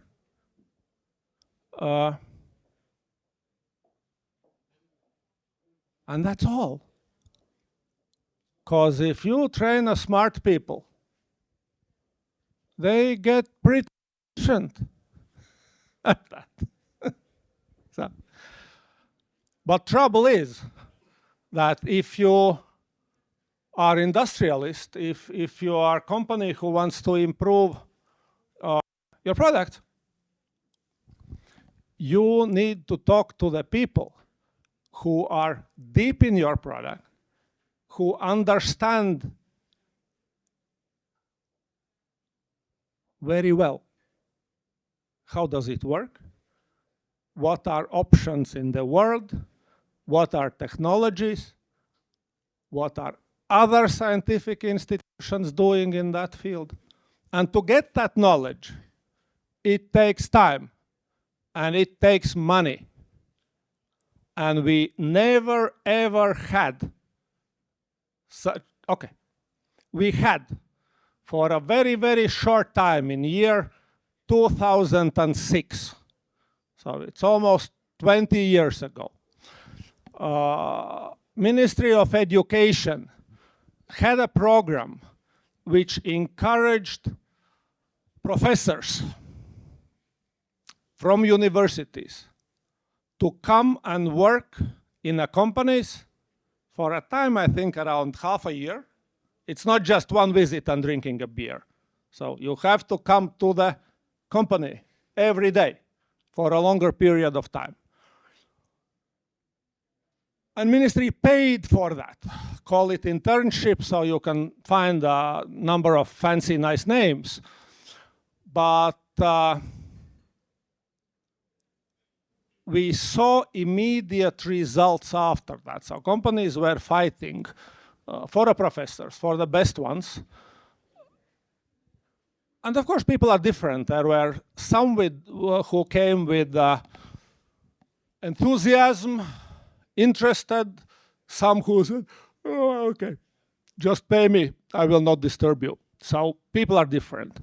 But from the best ones, what we got, that probably for next 5 years, we had very good understanding between business and academia. We had a tens of student thesis, according to the business needs. We got doctors and postdoc students working in the fields with the problems, which were business interests. So, but then suddenly came 2008. If someone remembers what happened in 2008, and all that stopped, right? So money stopped and programs stopped, and now after 20 years, you know, most of those people are retired or dead, and that faded away.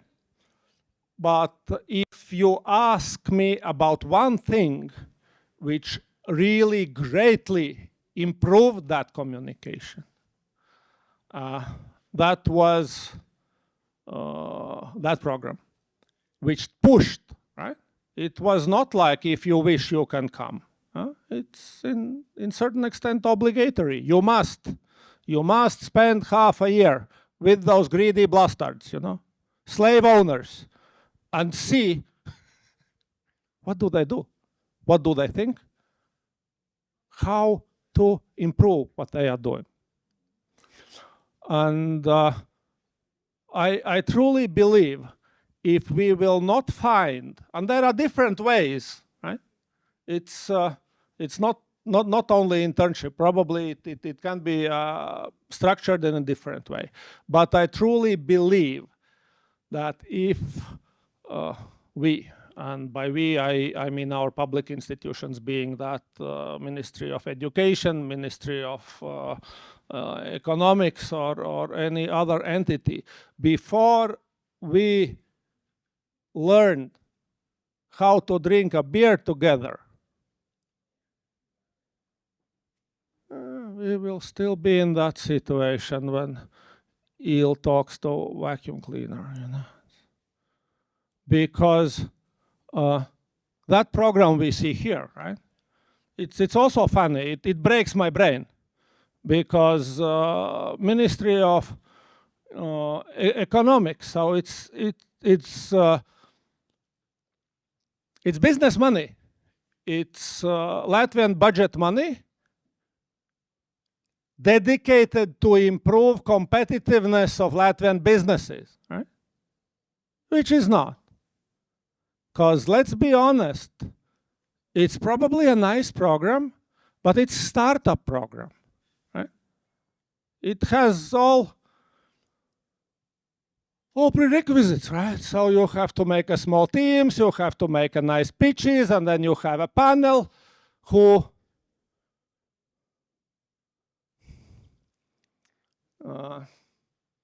by applying pretty murky criteria will decide who get that small ticket, right? It's nothing bad in it. It's fancy, it's nice, but it does not answer the problem. It doesn't answer the initial goal to improve products of Latvian industry. Any questions? Thank you. We know we can do better. Yes.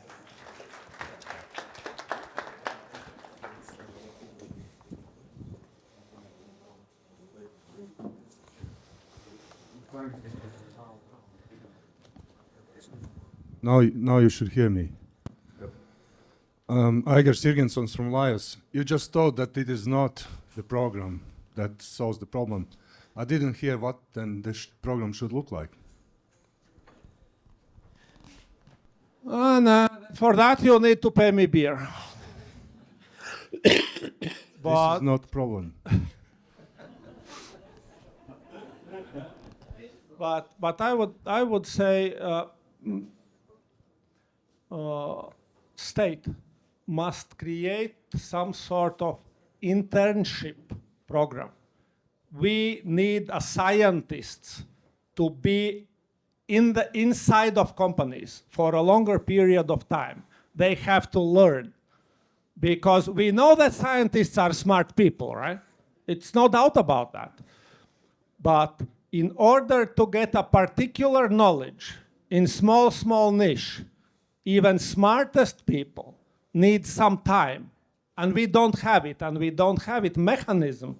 Well, the best mechanism so far we found is just steal those scientists, hire them, right? And this is what is going on now, right? So for instance, in Softechnica, I do believe I have already like five PhDs in physics. Good. But then I know they are my employees. They are solving my problems. But if we want to make it in institutional way, we have to create some sort of program where scientific institutes or universities have a better and deeper knowledge of particular businesses. So this is important, right?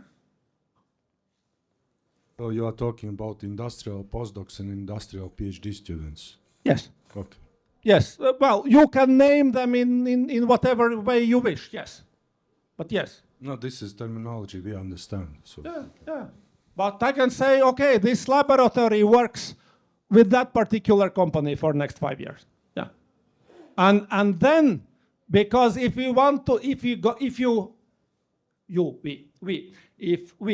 business is approaching a scientist, it expects they know better than I do something, right?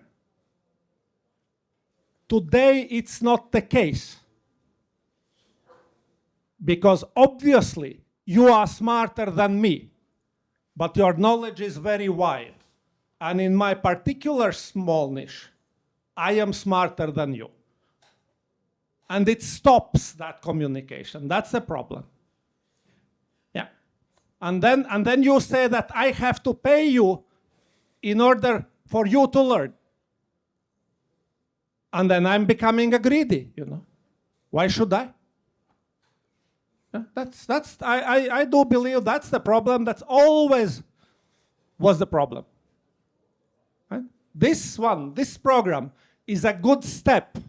First, small baby step, which still doesn't solve the underlying problem. To align the knowledge, to align the interest. You have an easier program. So I do believe this is the case. So if I want to approach Mr. Anspok, CFI, right? They are busy. They were very lucky, very professional to get that Horizon program, right? They already have the money. They don't need that disturbance. And this is understandable, right? So. Thank you. Okay. Thank you, Norman. By the way, results which will come out of these 40 projects will be for sale. Don't forget it. Yeah. We'll talk about that later. But anyway, thank you, Normans. You are consistent always. But our next speaker is Mr. Vitalis Skribelis. He is the chairman of the board of the Association of Latvian Chemical and Pharmaceutical Industry. And Vitalijs holds a degree in molecular biology from the University of Latvia, but he is always an MBA from the Riga Business School. And we'll be happy to hear Vitalijs talk industry-academia relationship in biomedicine.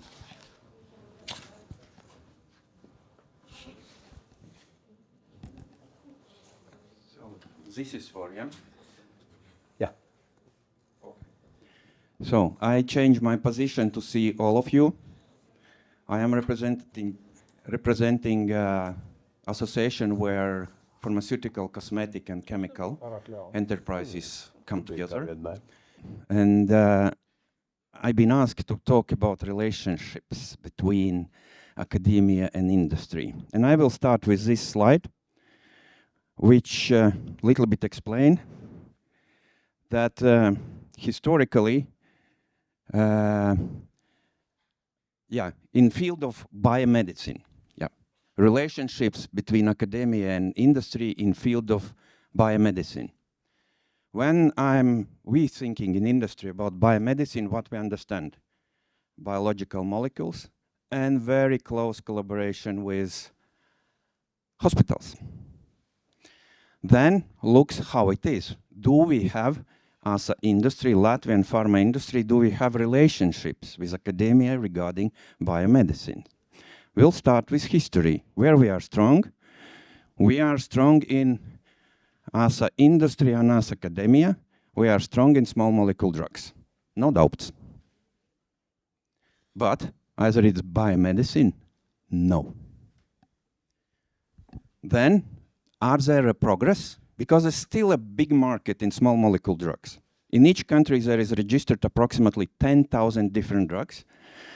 Population continue to grow, plus whole globe live longer, or in other words, we become older.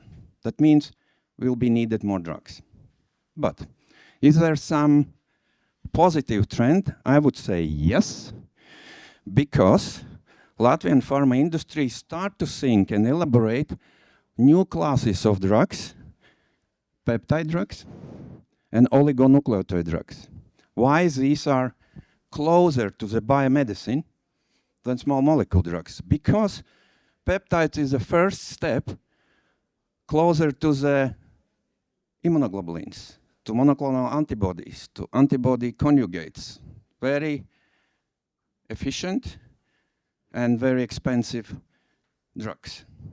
And oligonucleotides, what it is, it's a small piece of DNA or RNA, depending. So again, one step closer to the more advanced, more efficient and more expensive therapies.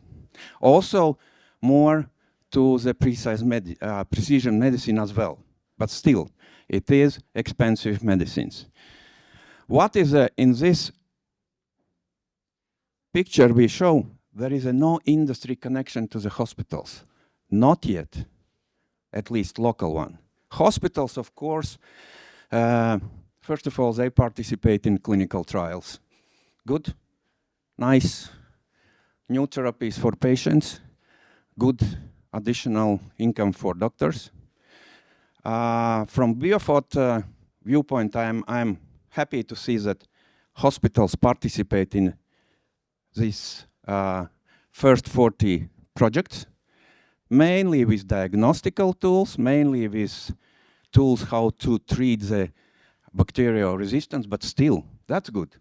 That's nice. That means we have moving together. Three cosmoses come together. That is interesting that, of course, in academia, the universities are more closer to the hospitals than maybe to the good, very strong and advanced scientific institutes like LEOS and CFI. Do we looking even further? Yes, as an industry, we are looking in even further. And what we see, what is in our radar?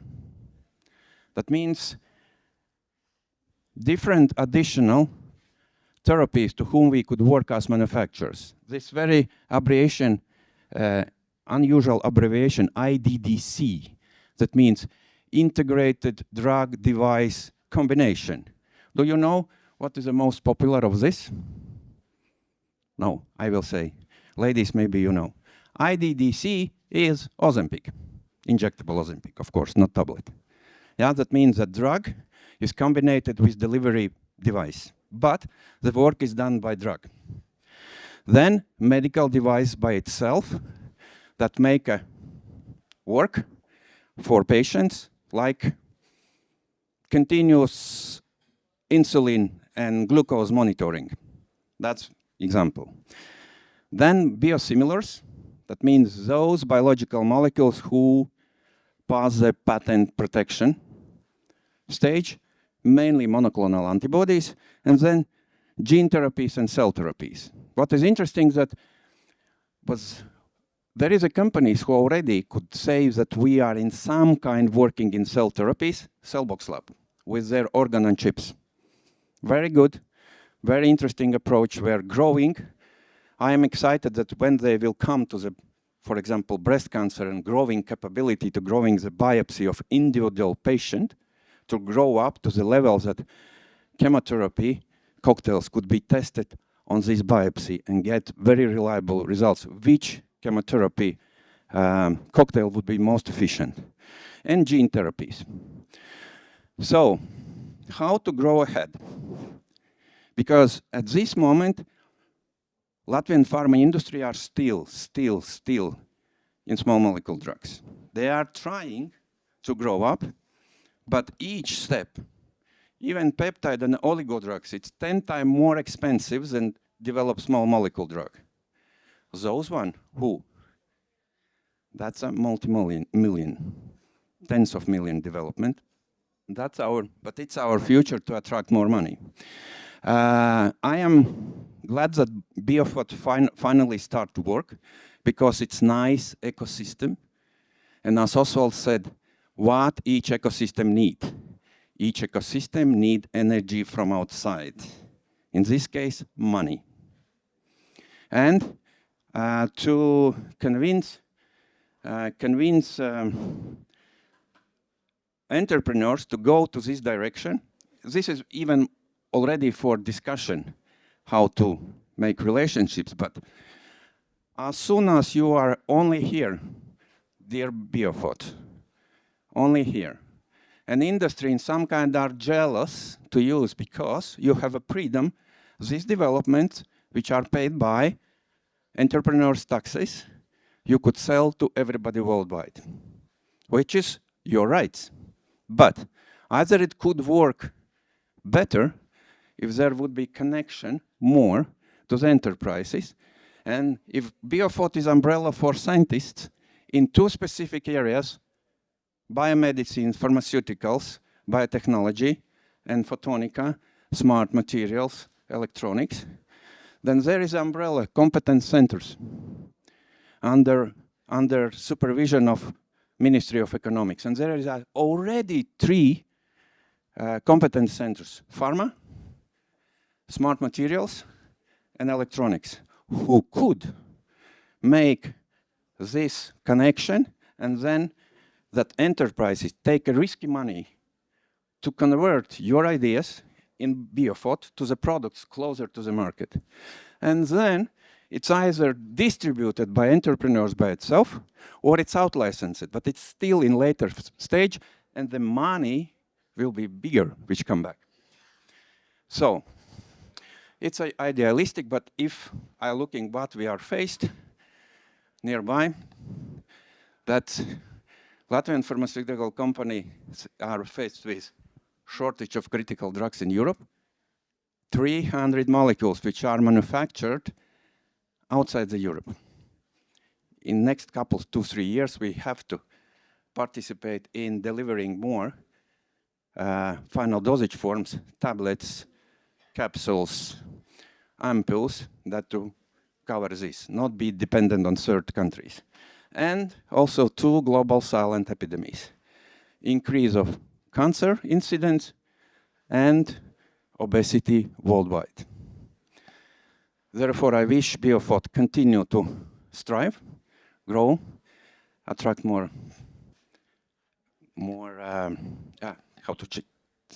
encourage scientists to make more to industry-located projects. Thank you for possibility to talk with you. Thank you, Vitalis. Any questions from the audience?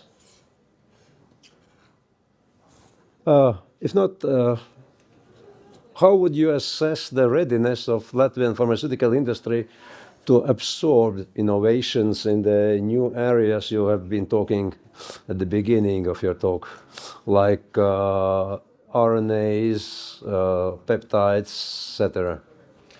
Not yet, because we are, let's say, 500 million euro turnover industry, with maybe some 10 to 15 million, 10 to 15% of profit, and also allocate approximately 10% from our turnover to development of new products. Therefore, we have to grow to 1 billion, and then we could start to invest by ourselves. Or another way is also trials to make alliances with bigger market placed companies to develop such products, like you said, mRNA for future. But frankly speaking, if we're talking about mRNA for as a vaccine, I'm a bigger fan of virus-like particles and adding of antigen chemically to these virus-like particles as possible vaccines. Thank you. We had a very nice warm-up presentations. They each represent a view from an industry, from a particular entrepreneur or a person. But here we will discuss what to do. Yeah, what can be the solutions? And this is not the only one discussion. This is one of the discussions we have here. And I would like to continue the starting position of how to build close ties with Latvian industry. So what is that works? We heard internships. We heard an idea to link BioPhoT with competence center program. Is it enough? What else? So maybe, gentlemen, you can contribute. Yeah. Sad for me, but from my position, I didn't see today a lot of pharma industry representatives here from enterprises. I not specially to promote this event. I said, either it will grow naturally or not. That means we have to push. And that very simple thing is that there is industry associations where we would be glad to organize a 2-hour meeting face-to-face with those scientists who make this project, which are related to pharmaceuticals, at least, in some kind. Yeah, that would be first. Second, what is our initiative? What we have to do, we have to kick a little bit our enterprises and say, hey guys, you have an excellent possibility. Put in BioPhoT webpage, there is a special folder where you could put your problems and your tricky ideas, which you would like. You do not have knowledge or capacity to solve by themselves, but you could provide scientists with this information. And might be something come back. And third, what I said in my slide, that if the Ministry of Economics would create a special financing for competence centers as a platform for doing next level TRL projects out of this 40 and next 40 and next 40 projects, that would be energy or money to do it on enterprises level. That's 3 things which I could say. Good. Normans? Internship and vouchers. Vouchers which companies can spend only with scientific institutions. So we have to overcome that knowledge gap, and most importantly, I don't think we have to make very comprehensive, very detailed, very long-term projects. So I would rather go step by step and see what works, what's not. So small steps work. Gattis and Oswald, something to contribute? No? Yeah. The idea about internship looks very convincing, but we should understand that not every scientist would like to go to the industry and spend some time there, but we'll definitely find someone who is interested, who is motivated, and his internship programs might work well. But I think that what we saw today, the agreement about industrial professorship between RTU and Latvian Ergo, I know that University of Latvia is on the way to similar agreement. I think that's kind of way forward to grow this competence at the academia side. On the other hand, Norman's already said that he has 5 PhDs in his enterprise.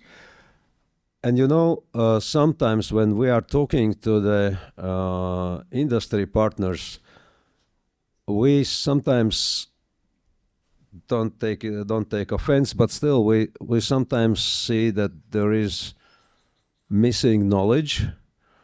And I think that industry should invest more in attracting high-level scientists at their side as well. I have a good method, to push your scientists into business. Starve them into willingness, Starve them. Yeah. I will add about these vouchers. I think there is there was voucher system, but I think these vouchers are quite small for most of the problems or challenges you are facing. And then there should not be any procurements that are basically anyway fictional procurements that you sort out paperwork. For us, we are a spin-off from the institutes, so obviously we work a lot.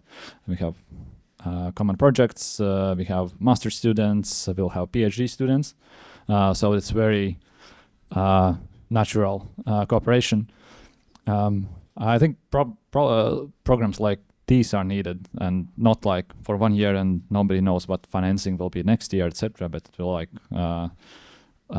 much more predictable. Last week I was in Helsinki, and they have founded a drug discovery center that is state initiative with 20 million euros just to help drug candidates at very early stage to get to the stage where they can attract additional funding.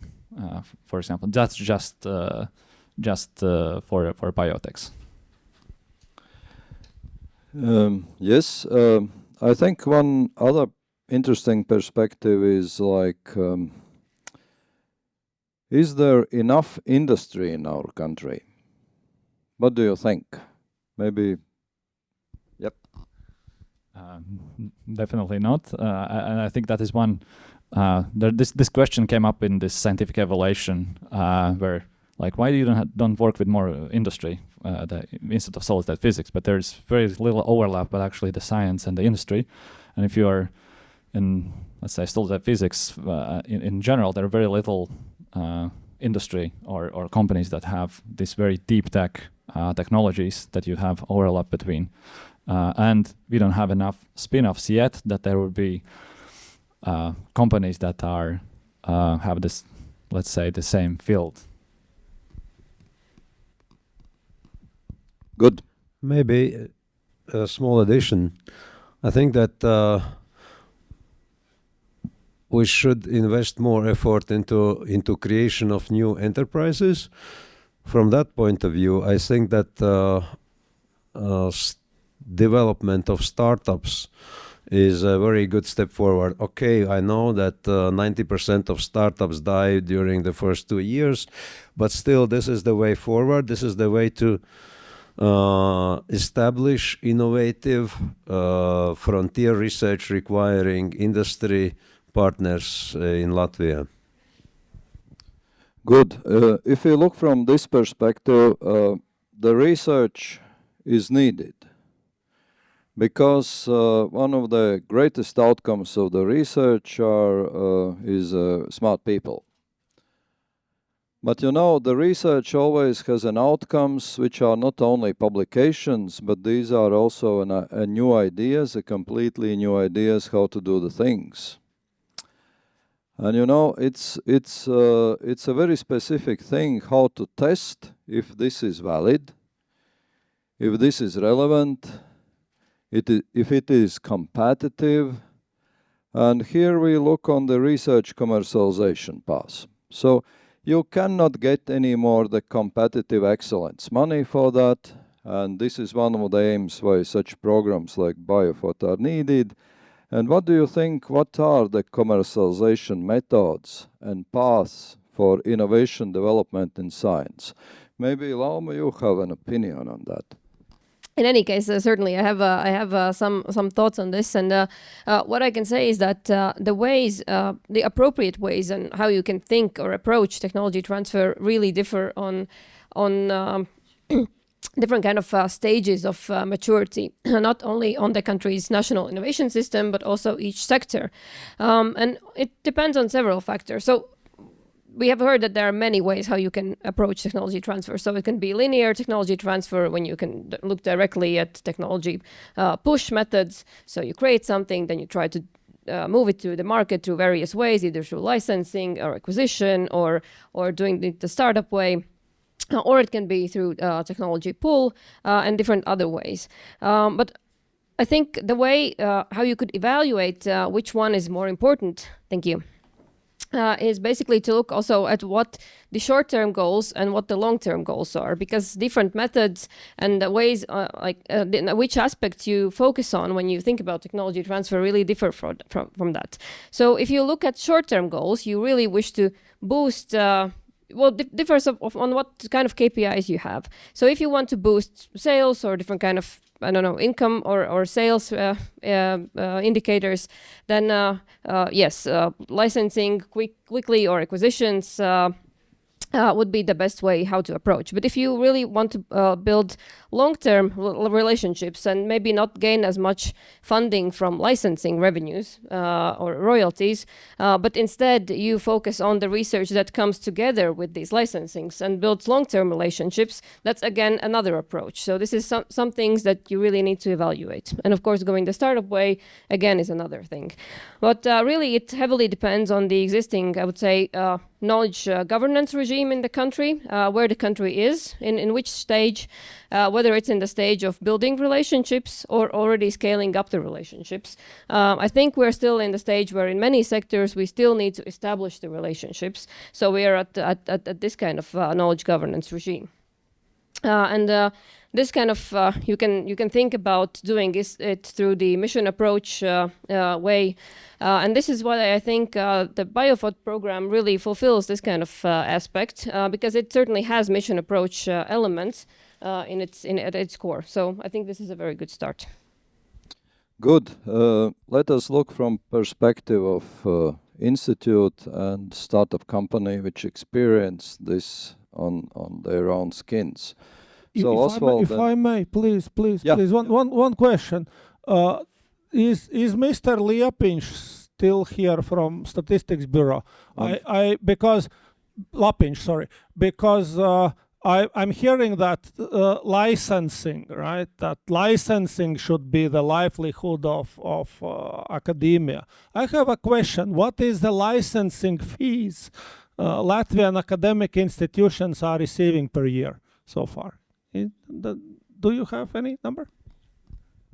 That's statistics I don't have. I can tell only that since our institute invested heavily in innovation development as a system, we have 10 times more than our industrial sales direct. So it's over 1 million already in license sales. And it's only the recent 3 years. No, it's in recent 3 years. So this is like where it stops, I don't know, because we are in very early stage. Previously, it was not systematic process at all. But Osvalds has an experience much more than me in this field. Basically, there are two things. Licensing, that's when we have our independent research results, which will be sold to the industry. And the other part is contract research. And I think contract research is always the first step, because contract research teaches you to talk to the industry. And that's one of the ways how to overcome this problem Normans indicated before. And in contract research, our institute has about 4.5 million turnover every year. Unfortunately, I have to say that about 10% of this amount remains in Latvia, which says to me that there is a mismatch between requirements from Latvian industry and offer at the Laos side. But on the other hand, I think this amount says that we can talk to the industry, and I think we'll also find the ways to do the contract research also for Latvian companies, especially if we look forward to what Vitalis said about the new modalities, about the new trends which Latvian pharmaceutical industry will follow. But I just wanted to maybe clarify a bit or add that it's not necessarily the best way to go forward with licensing and so on. So this is one of the revenue streams that you can create. But I think at least international experience, because your comment was right on spot, because internationally licenses are not the main revenue stream for research organizations. But instead, it's usually the know-how and contract research that builds around the initial licensing project. That's all the tradings of the know-how that's necessary to further develop the project. So it's really the right way, there is usually no right way or wrong way. There's some appropriate ways and some less appropriate ways, but it really depends on what you eventually would like to achieve. Gotti, you have a practical experience on that from other side. What was the question again?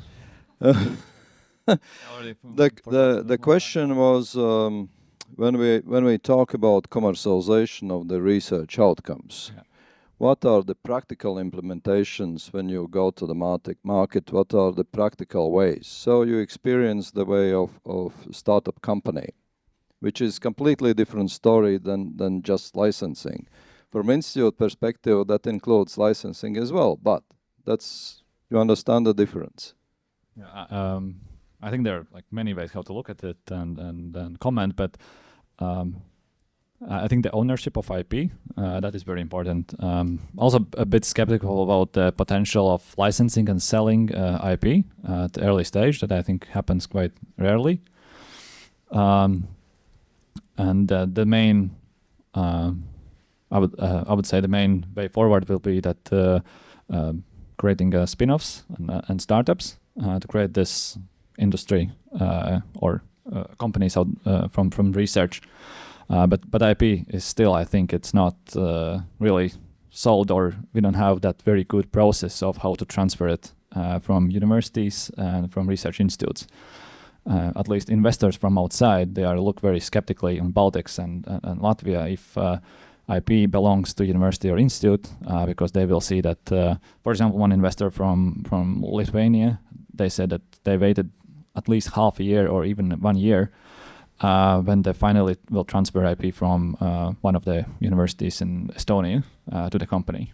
So I think this is also a question that, not question, but that needs to be solved, and there has to be a very easy and straightforward way, including technology transfer offices at every institution, how it's done and transferred.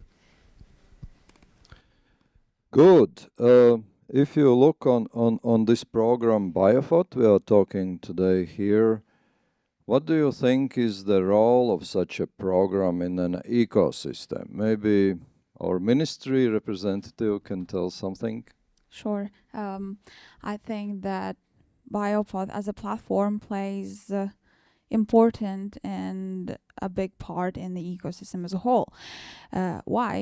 We have a wide range of support instruments in terms of innovation and innovative solutions, but they mostly ask for a higher technology readiness level.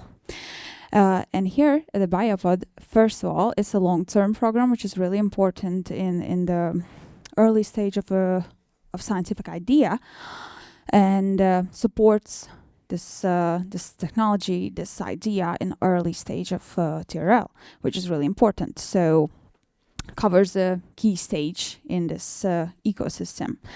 Also, in Latvia, we need this kind of structured platform in order to not lose potential created by science, but move towards economic opportunities and focusing on knowledge-based solutions on high added value, especially in the areas where Latvia has high potential. Biomedicine, as we are talking today, it's really much needed and plays a really important role in terms of creating innovative solutions and in terms of scientific solutions. Yeah. Good. Yeah, you did mention it's long-term program. What will the budget for 2027? That's a great question, and I don't have the authority to answer that. But what I can say is that after this conference, I'm running back to ministry.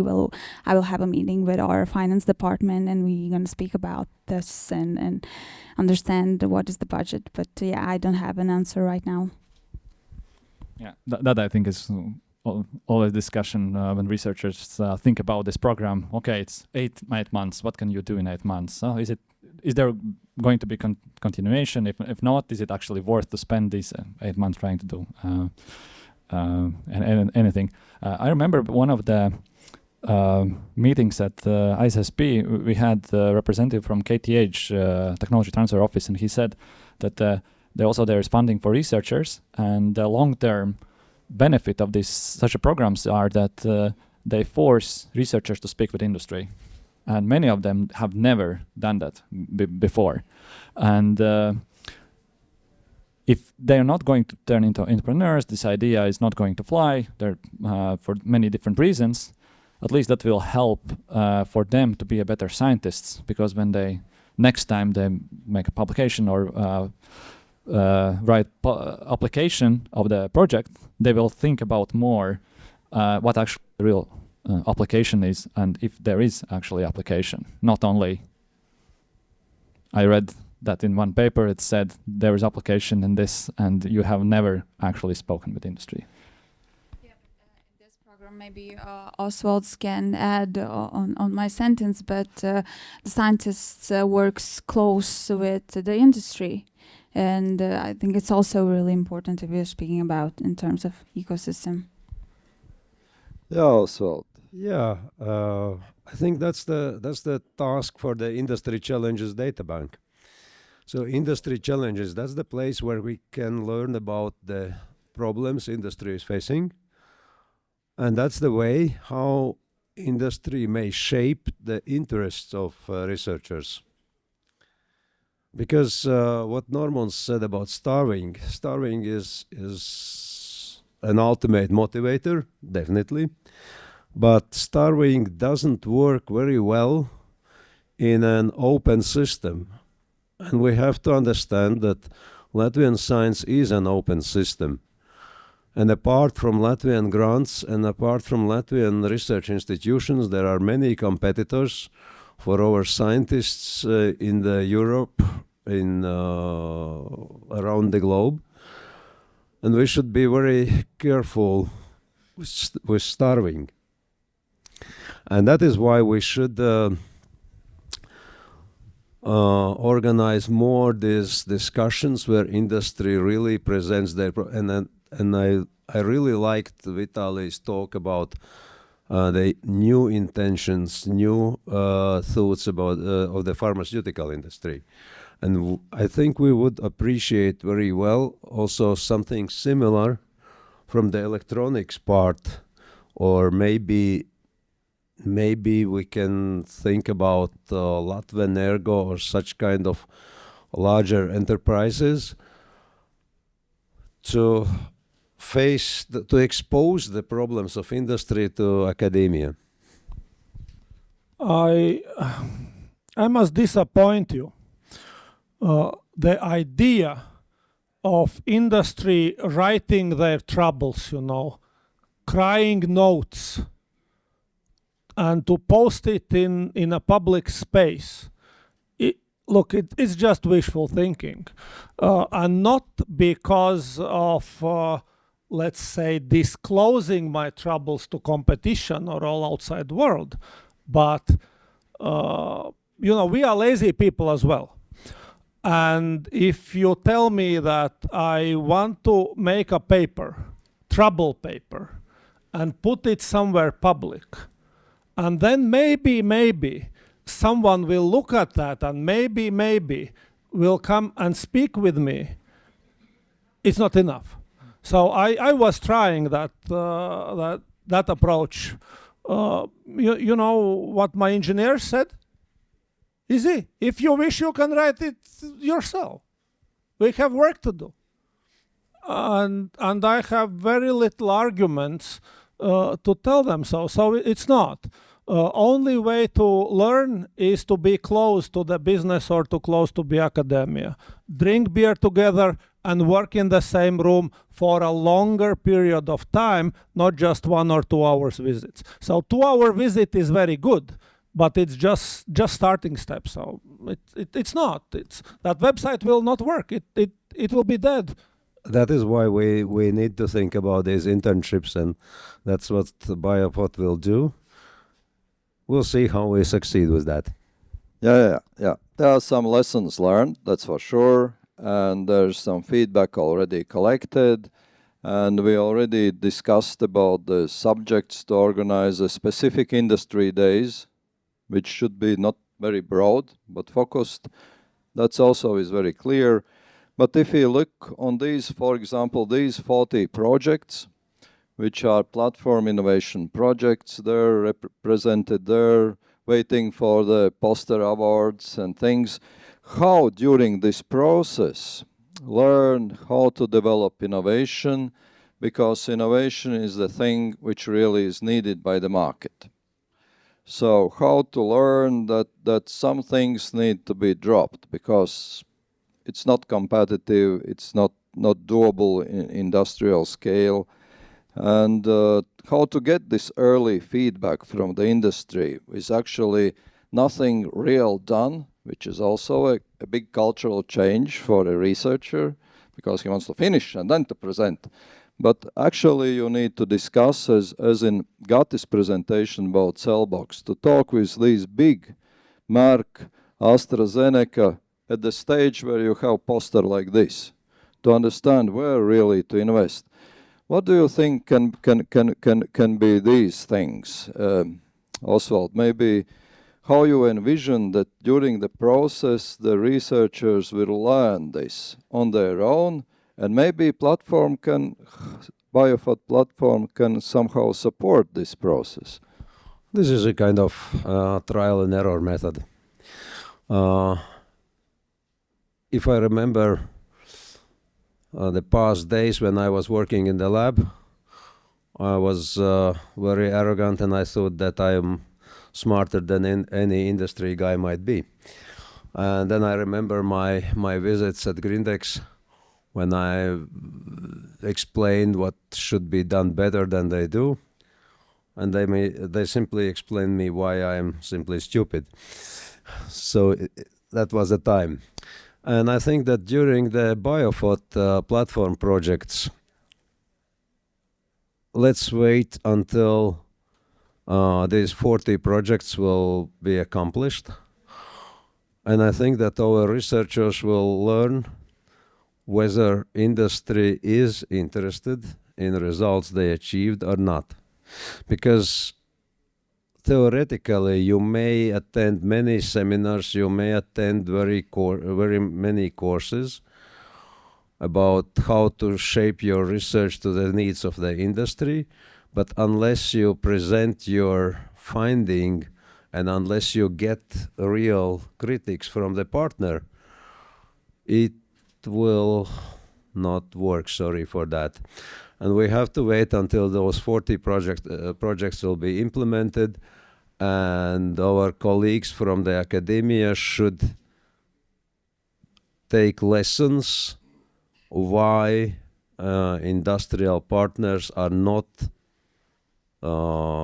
eager to adopt these results in their enterprises. And that's the way how to learn about that. That's hard way, but the only one. Good. How to validate with the market? Gatis, maybe you have your own insight. Advice to these pips. Yeah, I will agree that I think if you start the project and at the end of the project you don't have a feedback from the industry, I think you should not get funding for continuation of the project. If you have not went to spoke with industry, large companies, small companies, and you don't have a feedback from industry, it should not be continued, because the idea of this, I think, is to develop ideas that are needed by the industry. And speaking with the industry at very early stage, this is very hard for scientists to change the mindset. I think that right now there is no requirement that you must have a business-oriented person, but probably that also should be changed. And I think that important to remember that if you had idea, this will be the application. You also be open-minded about pivots. That your initial application might not be like most of the startups startup idea pivoting, and there should be enough time that you actually find application where there is actually real need for your technology. Good. So, Norman, do you have some advice for the researchers how to validate the idea which you showed there on the posters with the real market? Speed is very important. So I don't know how many of projects which were approved in the spring already got the money and how far they are. So it's always speed, and done is better than perfect. Done is better than perfect. So you can show something which is suboptimal, but which someone can touch and hold in the hand. So speed, only speed, and of course the earlier you will get real interest and communications with business, because first stage is grant, right? So this is like no man's money, and you can play with it, and it's good. But the earlier you will get someone with his own money, the faster you will get understanding, is there a market for it or not? Good. Vitalis, how to validate with the market? What is your perspective? I would say good is what is done till now. I hope that these 40 projects will get the money. They got it. They got it. Good. Thanks to God that it's not only theoretical. Then I see that when these projects finish, then invite with good advertisement, invite industry from different, listen on results and for open discussion. Just example. There is one project who's saying, oh, we will disinfect the things in hospitals. That means we will kill all antibiotic-resistant bacteria. Things is easier to manage by their design, that it's nothing spill out. But this approach would be interesting for industries, that if you could manufacture at this idea how to disinfect whole surgical operation room. That's a level, and that could be discussion. Therefore, once again, talk to each other. And I absolutely agree with Norman's show, maybe not perfect, but improvable. Then industry will say, hey, guys, improve to this direction. January 26, the first presentation of results. Gentlemen, save the date. And invite those crazy people from Latvian, you know, business angel network. So it's yeah, for sure. Lauma, anything to add to this subject? Yeah, I would say maybe not.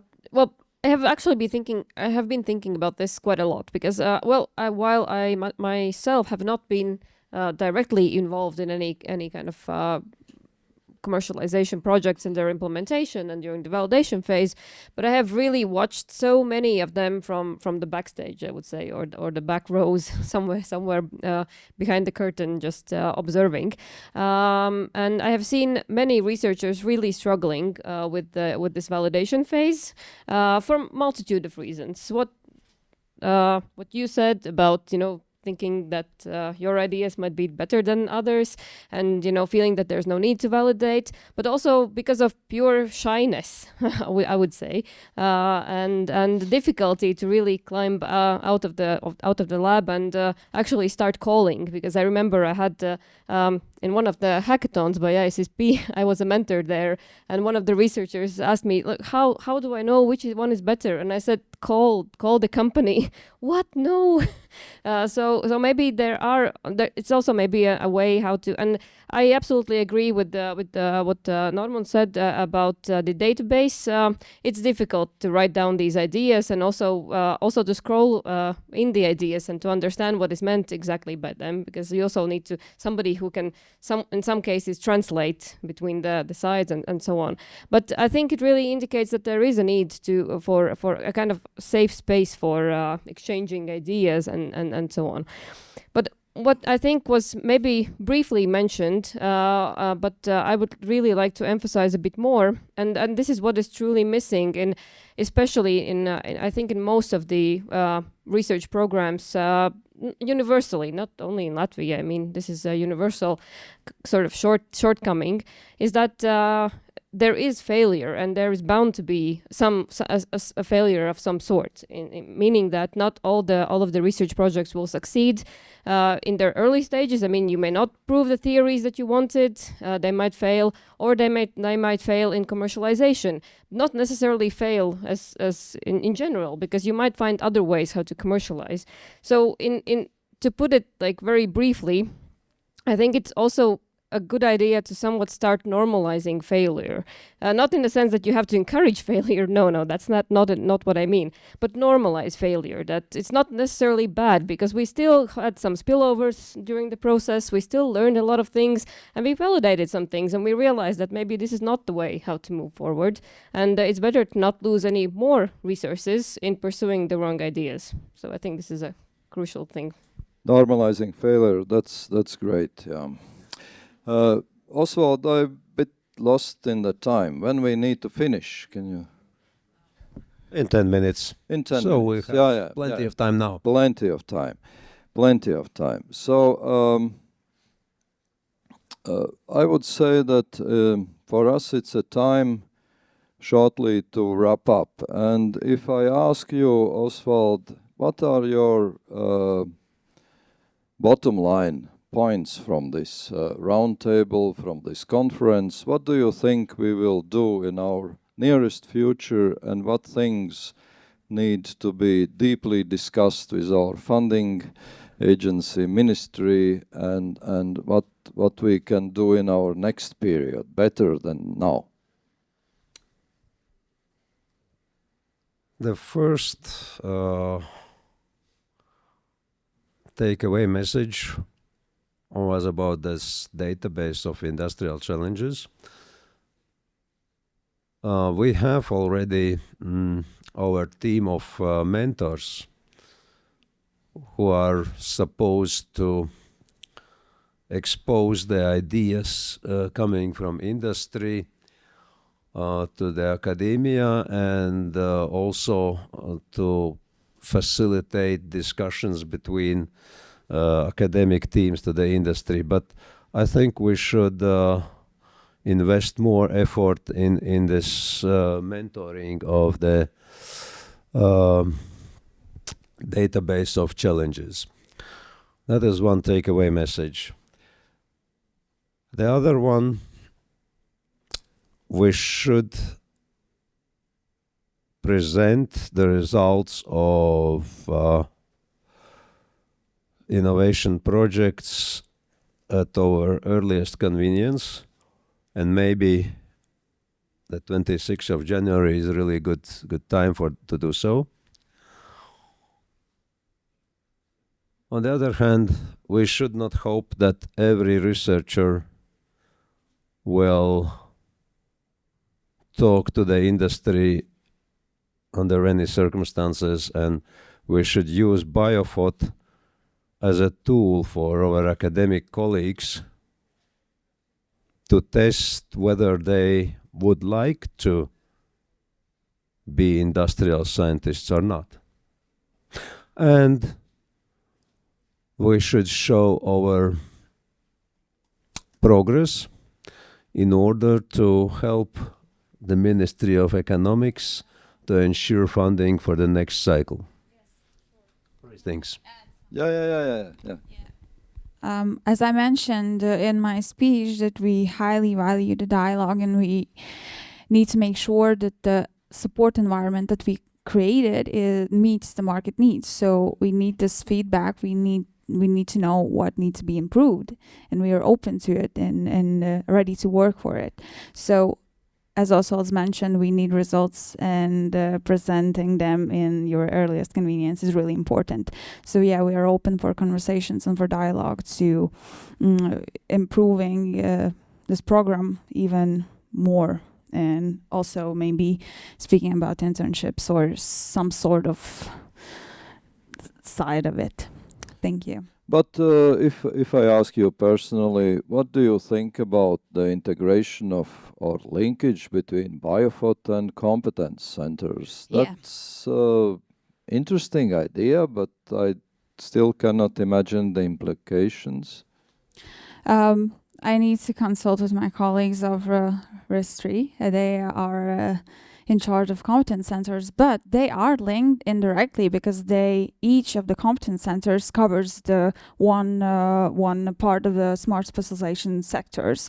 So somehow they are connected, and I'm not sure that there is some barriers for projects or ideas that will reach the TRL level that competence center asks to get the support in the competence center. But maybe there is, as I said, I'm not sure, I need to check, but I don't think there is. So if we need to link them directly, we can have a discussion about that, and we are open to this discussion. I have a comment to that. It can be made very easy, and I would believe it would be quite effective.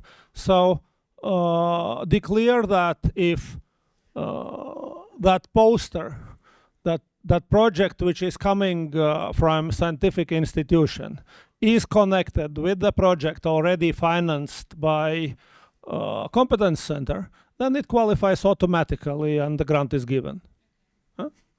And this is the way how you push that honorable audience in the hands of business. Or vice versa, if there is an enterprise who come to the competence center financing said, I have collaboration with these scientists from BioPhoT, and their project gets some extra points for evaluation and get financing more easy.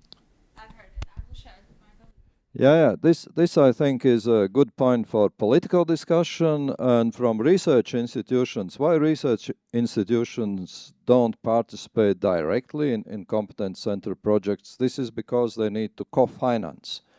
And co-financing money is in shortage because actually part of the research projects also need to co-finance, and we simply run out of that money. That's one case. But let's come back to that conversation in the Ministry of Economics. But if we come back to internship, Oswald, what we will do with this internship idea?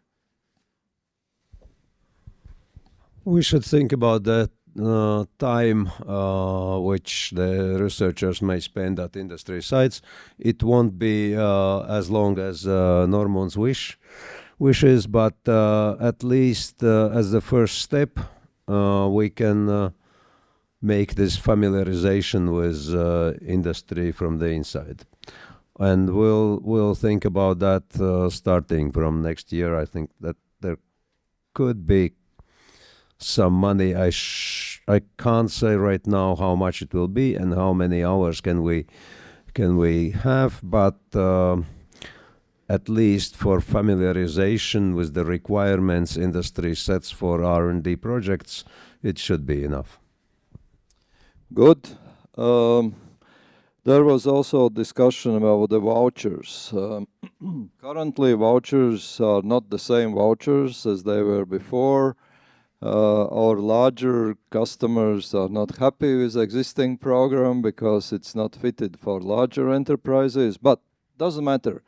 But are the vouchers a good mechanism to do it? Because what Normans mentioned are vouchers which you can spend only in research institution, which is a kind of existing program, right? What do you personally think? Is it good? It should be continued, and it's one of way to facilitate all this. Yep. No, who else? Okay. But to do what? Vouchers to do what? Can the vouchers also somehow complement the programs like this? Yeah, why not? We need to have a dialogue about it, of course, too. But if we can make this program more suitable for and connected with other and connect other support programs, why not? Because it will make an impact in the long term, even more wider maybe. And yeah, I need to think about it a little bit more to answer shortly, yes, let's do it. I can't answer that, yeah, but we can definitely talk about it and talk about the competence centers as well. Why not? Yeah, good. I can maybe just add from my the experience I had in my previous life working with the Innovation Voucher Program. I think programs like BioPhoT and vouchers, they play quite, I would say, different roles, but they can play integrated roles when it comes to the whole innovation system. So basically, it kind of they each tackle a bit of different processes that are both. They can be connected in some way. So basically the voucher program, at least what I saw from the results, and this was a very important aspect, the voucher program was actually in some sense used as a mechanism to introduce companies to research.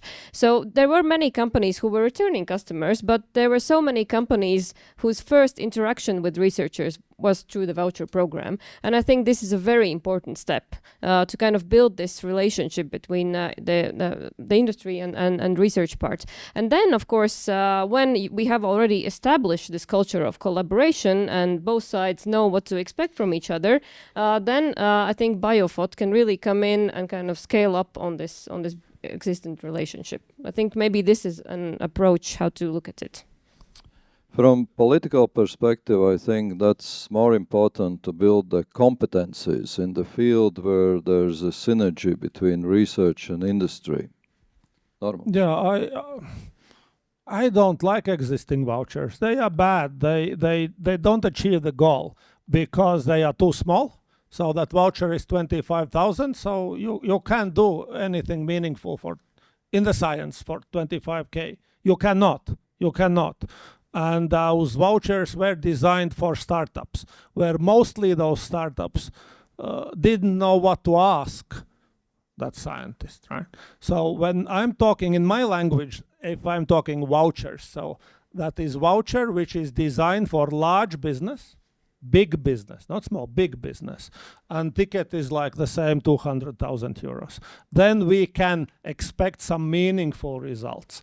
We were just smearing, you know, that butter to very, very wide area, you know, and it doesn't work that way. Simply, it's good intentions, but it doesn't. Yeah, work yeah, yeah. very well. So we opened the discussion about BioPhoT, competence centers, and vouchers, which should be somehow harmonized.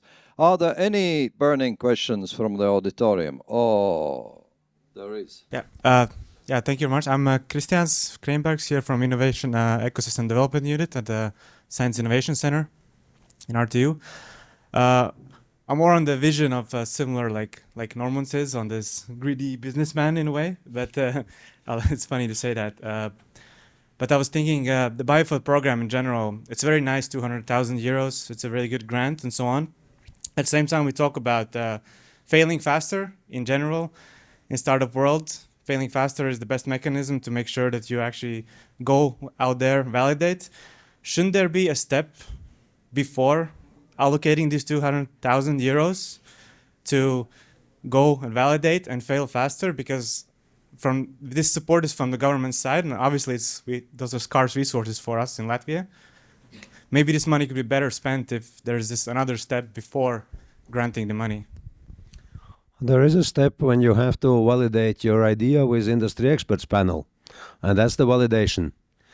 And in order to get the grant, you have to pass this qualifying threshold, and there are currently 8 criteria, including market strategy to the market, including business development person, meaning the team. So unless you pass the qualification threshold, you will not be granted the 200,000. That's similar to accelerator programs, something like that. But there was another one question. Yeah. Hello, hi. I'm Theodoros Pantelēs from Latvian Institute of Organic Synthesis. I have a question for Normons. Basically, I think this idea for these internships are very good and has a lot of potential for really fostering innovation and having this discussion between industry and academia. But I don't think it should be a subsidy, right? So is industry willing to pay part of it? Would you be willing to pay, let's say, half of the FTE that the postdoc or the PhD student spends in your company, so you also, as a stakeholder, have a kind of incentive to fully commit to that? So, because otherwise, I think it's unfair if it's just the government giving this kind of grant and then the industry just uses it and that's it. So that's my question. You know, world is unfair by design. Because from my shoes, all those existing grants are waste of money, you know, from my perspective. But on a more serious side, of course, there could be discussion of some sort of participation. But then again, if that is educational grant, because the whole idea of your people sitting in my company, in fact, is to spending also my time to get you smarter. And there are no obligation whatsoever from your side that you will work on problems. So, you know, you can look from the different angles and that problem, and probably you can agree on some sort of participation, but not that big. There would be very little enthusiasm from business side. So. No, because there are benefits for you as well. Like in the UK, for example, you have these programs, and then the company can basically inherit the intellectual property because they pay some of this salary, etc. So I think there can be plenty of benefits as well that you can achieve through that, not just spending your own time, but. Yeah, there is a room for discussion. I agree for that. Yeah, and time for growing, because we need to educate and then we can leverage more and more. I think we have concluded our panel. It's time to finish, and thank you all for a great contribution. I think we have something which we will do in our project, and we have something we will discuss in the Ministry of Economy to somehow harmonize all this system. And let's thank everybody in the panel. We have our formal part slowly approaching to the end, and I would like to ask our esteemed jury, Gunti, Gati, and Vitalis, how about your decisions about poster awards? Jury went through all 40 posters and decide which one award in biomedicine, which one award in photonics. But we, because we are 3, we want also award one hybrid project as well. So then in photonics. No, yes, sorry. As you can see, we have rehearsed it thoroughly. Yes. So I will, since my background is more technology and material science and photonics, so I will present or give the first award. And what I did mention during my presentation, you really, when you think about like developing ideas, etc., you should think about are you going to move full time, and who is going to move full time, because otherwise there's not this project is most likely not going to succeed. And I liked one idea and a project leader that is very willing to have it a go and move full time if the project goes very well. And this award goes to project called Infrared Spectroscopy for in situ detection of plastics in aquatic environments for Alexeis Zoltarios.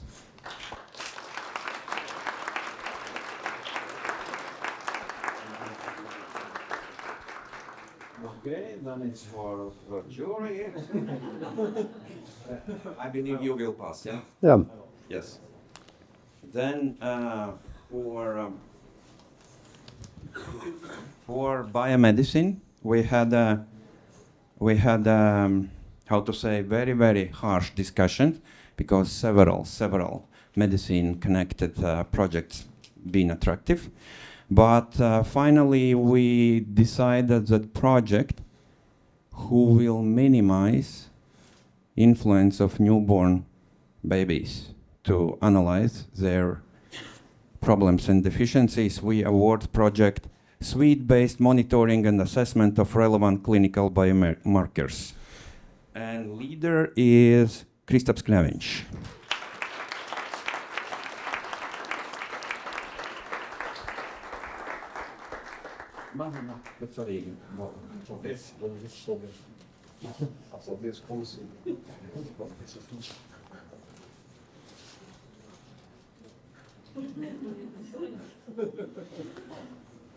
Yes, and so those two awards were kind of straightforward, but then we started crossing our swords on the third poster that we found to be interesting, with apparent huge practical potential, but it kind of went in between biomedicine and photonics, and then we decided screw it, we are 3 guys and we should award 3 posters. And the third poster is named white laser endoscopy system, and the leader is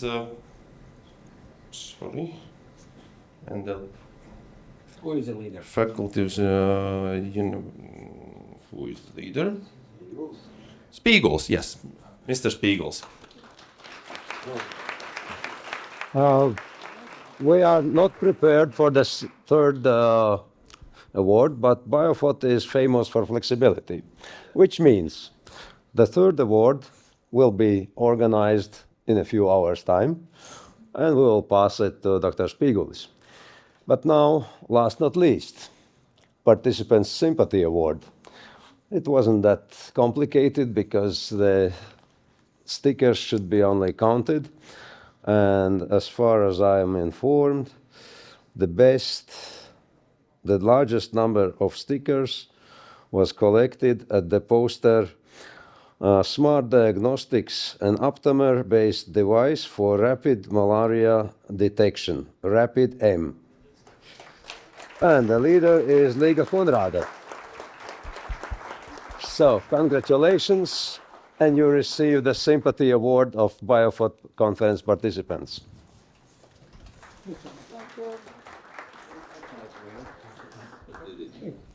That was it. The formal part is over. Now I invite you to the well-deserved lunch, have good networking discussions, and save the date, 26th of January, for the Industry Day of BioPhoT. Thank you.